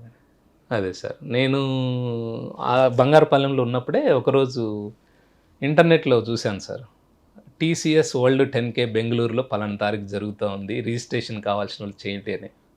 నాకు అప్పటి వరకు కూడా ఓపెన్ రన్స్ ఎలా ఉంటాయో తెలియదు. దాన్ని రిజిస్టర్ అయ్యాను. ఆ రోజు పోయి చూస్తే దాదాపు 15,000 మంది రన్నర్స్ రన్ చేస్తున్నారు 10 kilometers. ఆ ఎన్విరాన్మెంట్ అదంతా నాకు కొత్తగా అనిపించింది. అంటే రన్నింగ్ ఇంత ఇంత పాషన్గా చేస్తారా అని. అది నా ఫస్ట్ ఓపెన్ రన్ నా జర్నీ సార్. బెంగళూరు 2022 మే నెల 15 సార్. ఓకే, దాని తర్వాత నుంచి ఇంకా రన్నింగ్ ఫ్రీక్వెంట్ అయిపోయింది సార్. నాకు ఫ్రీక్వెంట్ అయింది. ఫస్ట్ హాఫ్ మారథాన్ చేయాలి అన్న ఉద్దేశంతో కేరళ మున్నార్లో చేశాను, హిల్ హాఫ్ మారథాన్. దాని తర్వాత 42 kilometers రన్ ఒకటన్నా చేయాలి, అట్లీస్ట్ ఫినిష్ లైన్ వరకు వెళ్ళగలుగుతామా లేదా చేయాలని 2023లో టాటా ముంబై మారథాన్ చేశాను సార్. 42 kilometers, 42.2 kilometers ఒక ఫుల్ మారథాన్. ఆ డిస్టెన్స్ని నేను ఫినిష్ లైన్ దగ్గరికి వెళ్తే చాలు అనేది నా కాన్సెప్ట్ ఉండే. 4 గంటల 20 నిమిషాలకు ఫినిష్ చేశాను సార్ నేను. 42.2 kilometers. ఎంత స్పీడ్లో ఉంది అంటే పర్ కిలోమీటరు ఒక 6.15 ఆ రేంజ్లో ఉంటుంది సార్. దాని తర్వాత దీని మీద కొద్దిగా బెంగళూరు బేస్డ్ ఒక పేస్ మేకర్స్ అనే ఒక ట్రైనింగ్ ఇచ్చే ఒక ఉంది సార్. అది వాళ్ళతో టైఅప్ అవ్వడం, వాళ్ళతో కాంటాక్ట్ అవ్వడం, వాళ్ళ ట్రైనింగ్ తీసుకోవడం. ఇదే టైంలో నేను ఎక్స్లో ఒక పర్సన్ బాగా రన్నింగ్ చేస్తూ ఉన్నాడు సార్. అది మేము ఉంటున్న చిత్తూరు పరిసర ప్రాంతాల్లో రన్నింగ్ చేస్తూ ఉంటే అతన్ని గురించి ఆ విలేజ్ కనపడుతుంది మనకి, మ్యాపింగ్ అంతా ఉంటుంది గూగుల్ మ్యాప్. అక్కడ పనిచేస్తున్న మా హెడ్ కానిస్టేబుల్ చెప్పి పలానా పర్సన్ ఎవరో ఎంక్వైరీ చేసి కొద్ది కాంటాక్ట్ ఇవ్వమంటే అతను కాంటాక్ట్ ఇచ్చిన తర్వాత తను పరిచయం అయ్యాడు, సునీల్ కుమార్ కోయి అని. అతను పరిచయం అయిన తర్వాత నా లైఫ్, నా మారథాన్ జర్నీనే మారిపోయింది సార్. వాళ్ళు సునీల్ కుమార్తో పాటు తిలక్ అనే ఒక అన్న ఉన్నాడు, సురేష్ రాథోడ్ అని, అలాగే మంజునాథ్ అని, 4 ఉన్నారు. వాళ్ళని నేను బిగ్ 4 అంటాను. ఇండియన్ రన్నింగ్ కమిటీలో మంచి రన్నర్స్ సార్ వాళ్ళు. వాళ్ళందరూ ఆల్రెడీ బోస్టన్ చేశారు. వాళ్ళు పరిచయం అవ్వడం, వాళ్ళు అప్పటి నుంచి నన్ను గైడ్ చేస్తూ మెంటర్స్గా, కోచ్లుగా నాకు అన్ని వాళ్ళు. ఎన్ని చేస్తుంటారండి? నేను ఇప్పటివరకు 2 సార్లు టాటా ముంబై మారథాన్ చేశాను సార్. 2023లో, 2024లో అదే టాటా ముంబై మారథాన్ను 3 గంటల 19 నిమిషాల్లో చేశాను. రీసెంట్గా జరిగినటువంటి ఇది మన 2024 టాటా ముంబై మారథాను 3:31 minutesలో చేశాను సార్. మొన్న జరిగిన న్యూఢిల్లీ మారథాన్లో 3 గంటల 26 నిమిషాల్లో కంప్లీట్ చేశాను సార్. నాకు వీళ్ళు ఈ రన్నింగ్ కమ్యూనిటీలోకి వచ్చాక ఫ్రెండ్స్ పరిచయం అవ్వడము, నా మెంటర్స్ వాళ్ళు, ఇదంతా తర్వాత బోస్టన్ అనే ఒక మారథాన్ ఉంది సార్ మనకి. వరల్డ్ మేజర్స్ ఒక 6 మేజర్స్ ఉన్నాయి. ఇప్పుడు కొత్తగా సిడ్నీ కూడా యాడ్ అయింది, 7 మేజర్స్. దాంట్లో oldest marathon Boston marathon sir. అది రన్నర్స్కి ఒక మక్కలాగా. రన్నింగ్ కమ్యూనిటీలో ఉండే ప్రతి ఒక్కరు కూడా బోస్టన్లో రన్ చేయాలని కోరుకుంటారు సార్. దాని మీద నాకు ఇంకా దీంట్లోకి ఇన్వాల్వ్ అయిన తర్వాత ఎట్లయినా బోస్టన్ మారథాన్ చేయాలి అని ఒక లక్ష్యం పెట్టుకొని స్టార్ట్ చేశాను. ఇప్పుడు ట్రైనింగ్ అవుతున్నాను. అది సాధించాలంటే నేను 3 గంటల లోపల ఇక్కడ ఇండియాలో ఏదైనా ఇంటర్నేషనల్ అథ్లెటిక్స్ సంబంధించినటువంటి ఆ ఫెడరేషన్ వాళ్ళ ఆర్గనైజ్డ్ ఈవెంట్లో 3 అవర్స్ లోపల రన్ చేస్తే బోస్టన్కి మనకు వీసా కానీ అక్కడ రన్ చేయడానికి అవకాశం కానీ దొరుకుతుంది. మీ గోల్ దాన్ని గోల్గా మీరు చేస్తున్నారు కదా, మీ డిపార్ట్మెంట్ నుంచి సపోర్ట్ ఉందా? ఉంటుంది సార్, ఎంకరేజ్ చేస్తారు బ్యాచ్మేట్స్ కానీ ఆఫీసర్స్ కానీ. సెలవులు కావాలన్నారు సార్. సార్ మీరు మారథాన్ చేస్తున్నారు, ఫిట్నెస్ కరెక్ట్గా ఉంది సార్. మీ డైట్ ఏంటండి? డైట్ అంతా కూడా నేను ఫిట్నెస్ ట్రైనర్ని ఒకరిని పెట్టుకున్నాను సార్. అంటే ఒక పాయింట్ వరకు బాగానే ఉంటుంది సార్ రన్నింగ్. కొద్దిగా అడ్వాన్స్ లెవెల్కి వెళ్ళాలంటే ఇంజురీ అయ్యే అవకాశం ఉంటుంది. దట్టు ఆఫ్టర్ 40 తర్వాత కొద్దిగా ఇంకా ఎక్కువ ఇంజురీ అయ్యే అవకాశం ఉంటుంది మనం ప్రాపర్ ప్రికాషన్స్ తీసుకోకపోతే. సో దానికి 100% మనం జిమ్ చేయాల్సి వస్తుంది. ఒక 2 to 3 days వీక్లీలో జిమ్ను పెట్టుకోవాలి. తీసుకునే డైట్ జాగ్రత్తగా ఉండాలి. వెయిట్ చాలా ఇంపార్టెంట్. రికవరీ, స్లీప్ అన్నీ కూడా చాలా ప్రభావం చూపిస్తాయి సార్ రన్నింగ్ మీద. డైట్లో రైస్ ఉంటుందా? రైస్ ఉంటుంది సార్, ఆఫ్టర్నూన్ మాత్రమే రైస్ ఉంటుంది మెజారిటీ. అంటే వెజ్, నాన్ వెజ్ అన్నీ ఉంటాయి. నేను వెజిటేరియన్ ఎక్కువ ప్రిఫర్ చేస్తాను సార్. వెజిటేరియన్ ఎక్కువ తీసుకుంటాను. అంటే వెజిటేరియన్ మెయింటైన్ చేస్తే అంత ఫిట్నెస్ వస్తుందా మీకు? వస్తుంది సార్. దానికి ఏం నాన్ వెజ్ తినాలని, ఎగ్ తినాలి అంటుంటారు. ఎగ్ తీసుకుంటాం సార్. ఎగ్ తీసుకుంటాము ప్రోటీన్ కోసము. ప్రోటీన్ బేస్డ్ డైట్ ఎక్కువ ఉంటుంది. కొద్దిగా వెయిట్ జాగ్రత్తగా ఉండాలి సార్. ఎందుకంటే ఒక అడ్వాన్స్ లెవెల్ రన్నింగ్ చేయాలి, కొద్దిగా స్పీడ్ పెరగాలి అంటే మనం ఒక వాటర్ బాటిల్ పట్టుకొని రన్ చేయాలంటే కష్టం అవుతుంది సార్. 1 లీటర్ వాటర్ బాటిల్ పట్టుకొని రన్ చేయాలి సార్. మీరు 5 years నుంచి చేస్తున్నట్టున్నారు కదా? 2022 సార్. 22లో సీరియస్గా స్టార్ట్ చేశాను. 4 years సార్. 4 years వెళ్తున్నప్పుడు ఎప్పుడైనా ఇంకెంతకాలం పరిగెడతామని అనిపించిందా? లేదు ఇంకా మీరు అన్నట్లు బోస్టన్కి వెళ్దాం అనుకున్నారా? లేదు ఒక్కోసారి హెల్త్ ఇష్యూస్ వచ్చినప్పుడు వద్దురా అనుకున్నారా? వచ్చాయి సార్. నాకు లాస్ట్ ఇయర్ కూడా నేను 4 months ఇంజూరీ అయ్యాను. కొద్దిగా ప్రాపర్గా వార్మప్, కూల్ డౌన్, ఈ స్ట్రెంథనింగ్ ఎక్సర్సైజెస్ ఇదంతా చేసుకోవాలి సార్. చాలా అంటే చాలా జాగ్రత్తగా డిసిప్లైన్గా ఉండాలి సార్. ప్రతి దాంట్లో డిసిప్లైన్గా ఉండాలి. 4 కర్లలో వేయాలి, రన్నింగ్ చేసుకోవాలి, మళ్ళీ ఆఫీస్ని అంతా కూడా బ్యాలెన్స్ చేసుకోవాలి, జిమ్కి వెళ్ళాలి, అంతా ప్రాపర్గా ఉండాల్సి వస్తుంది సార్. అంటే మీ ముందు ఎవడం దొంగ పరిగెడితే 5 నిమిషాలు పట్టుకుంటారు? అలానేం లేదు సార్, అలానేం లేదు. పరిగెత్తాము అనేది ప్రాక్టీస్ చేస్తున్నాం అనుకోండి. మీరు ప్రజెంట్ అయితే ఫిట్గానే ఉన్నాం కాబట్టి ప్రయత్నం చేసి సార్. సార్ ఫైనల్గా చెప్పండి, మీ గోల్ ఏంటండి? మా బోస్టన్ వెళ్ళడం చేయడం కాకుండా ప్రొఫెషనల్గా సార్ ఈ బోస్టన్ రన్ అయిపోయిన తర్వాత తిరిగి మళ్ళీ లా అండ్ ఆర్డర్లోకి రావడం, లా అండ్ ఆర్డర్లో 10 మందికి సహాయపడాలి, మన స్టేషన్కి వచ్చే వాళ్ళల్లో 10 మందికి ఉపయోగపడాలి, అలాగే డిపార్ట్మెంట్ యొక్క ఏదైతే ఇమేజ్ ఉందో దాన్ని కాపాడుకుంటూ సీనియర్ ఆఫీసర్ల ఇన్స్ట్రక్షన్స్ను ఫాలో అవుతూ ఇంకా మన చేతనైనంత వరకు ఎవరైతే నీడీ మన దగ్గరికి వస్తారో వాళ్ళకి సహాయపడాలి అనేదే ఉద్దేశం సార్. సార్ మీకు ఆంధ్రప్రదేశ్ ప్రభుత్వం నుండి పోలీస్ డీజీపీ గారి నుండి ఏబీసీ అవార్డు పెట్టుకుంటారు. ఏబీసీ అవార్డు ఇవ్వచ్చు. ఏ కేసుకి వచ్చింది? 2 కేసులకు వచ్చాయి సార్. ఒకటి మనం ఇందాక మాట్లాడుకున్న 5.5 kg బంగారు చోరీ కేసులో ఏబీసీ అవార్డు వచ్చింది. 2 వచ్చాయి. హ్యాట్రిక్ తీసుకోవాలి అని ఉంది. పోలీస్ డిపార్ట్మెంట్లో రామకృష్ణ గారు రోడ్ మోడల్. ఆయనది ఒక ఇన్స్పైర్ స్టోరీ. కానిస్టేబుల్గా డిపార్ట్మెంట్కి వచ్చిన అక్కడితో ఆగిపోకుండా ఇంకొంచెం ముందుకు వెళ్ళాలి అనే కసితో ఆయన ఫస్ట్ టైం ఫెయిల్ అయినా సెకండ్ టైం ఎస్ఐగా సెలెక్ట్ అయ్యారు. ఎస్ఐగా సెలెక్ట్ అయ్యి మంచి మంచి కేసులు బ్రేక్ చేయడం, కొంతమంది ఆఫీసర్లతో టీం వర్క్ చేసుకుంటూ ఇన్వెస్టిగేషన్ పార్ట్లో వెళ్ళడం, బెస్ట్ ఇన్వెస్టిగేషన్ ఆఫీసర్గా ఒక మంచి అవార్డు తీసుకున్న ఇంకా ఆయనలో ఒక చిన్న అసంతృప్తి, అదే మారథాన్. అందులో కూడా మారథాన్లో కూడా చాలా మారథాన్లు బాంబే టాటా మాల్ కానీ లేదా బాంబేలో కానీ బెంగళూరులో కానీ మున్నార్లో చేసిన ఈసారి గోల్ బోస్టన్ పెట్టుకున్నారు. బోస్టన్ మారథాన్ ఖచ్చితంగా సక్సెస్ అవుతారు. అయిన తర్వాత కూడా మరొకసారి ఇంటర్వ్యూ చేద్దాం. అయితే ఆయన చెప్పింది ఇంపార్టెంట్. మారథాన్ విషయం పక్కన పెడితే ప్రొఫెషనల్ ఇంపార్టెంట్. ప్రొఫెషనల్ని పర్సనల్ రెండు కలపకుండా రెండు మేనేజ్ చేసి చేయడం అనేది ఆయనకు ఒక స్పెషాలిటీ.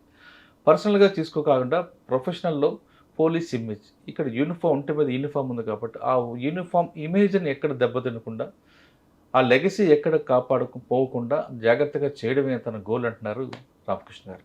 ప్రతి ఒక్కరు కూడా ఎక్కడ వచ్చామో అక్కడితో అయిపోకుండా ఆయనది ఒక ఇన్స్పైర్గా తీసుకొని చాలామంది ముందుకు వెళ్తే భారతదేశంలో మీలాంటి రామకృష్ణ లాంటి వాళ్ళు కానీ మీలాంటి యువకులు ఎక్కడో ఉంటారు, ఎక్కడో ఉంటుంది, భారతదేశ పేరు కూడా మారిపోతుందంట్లో ఎలాంటి సందేశం లేదు.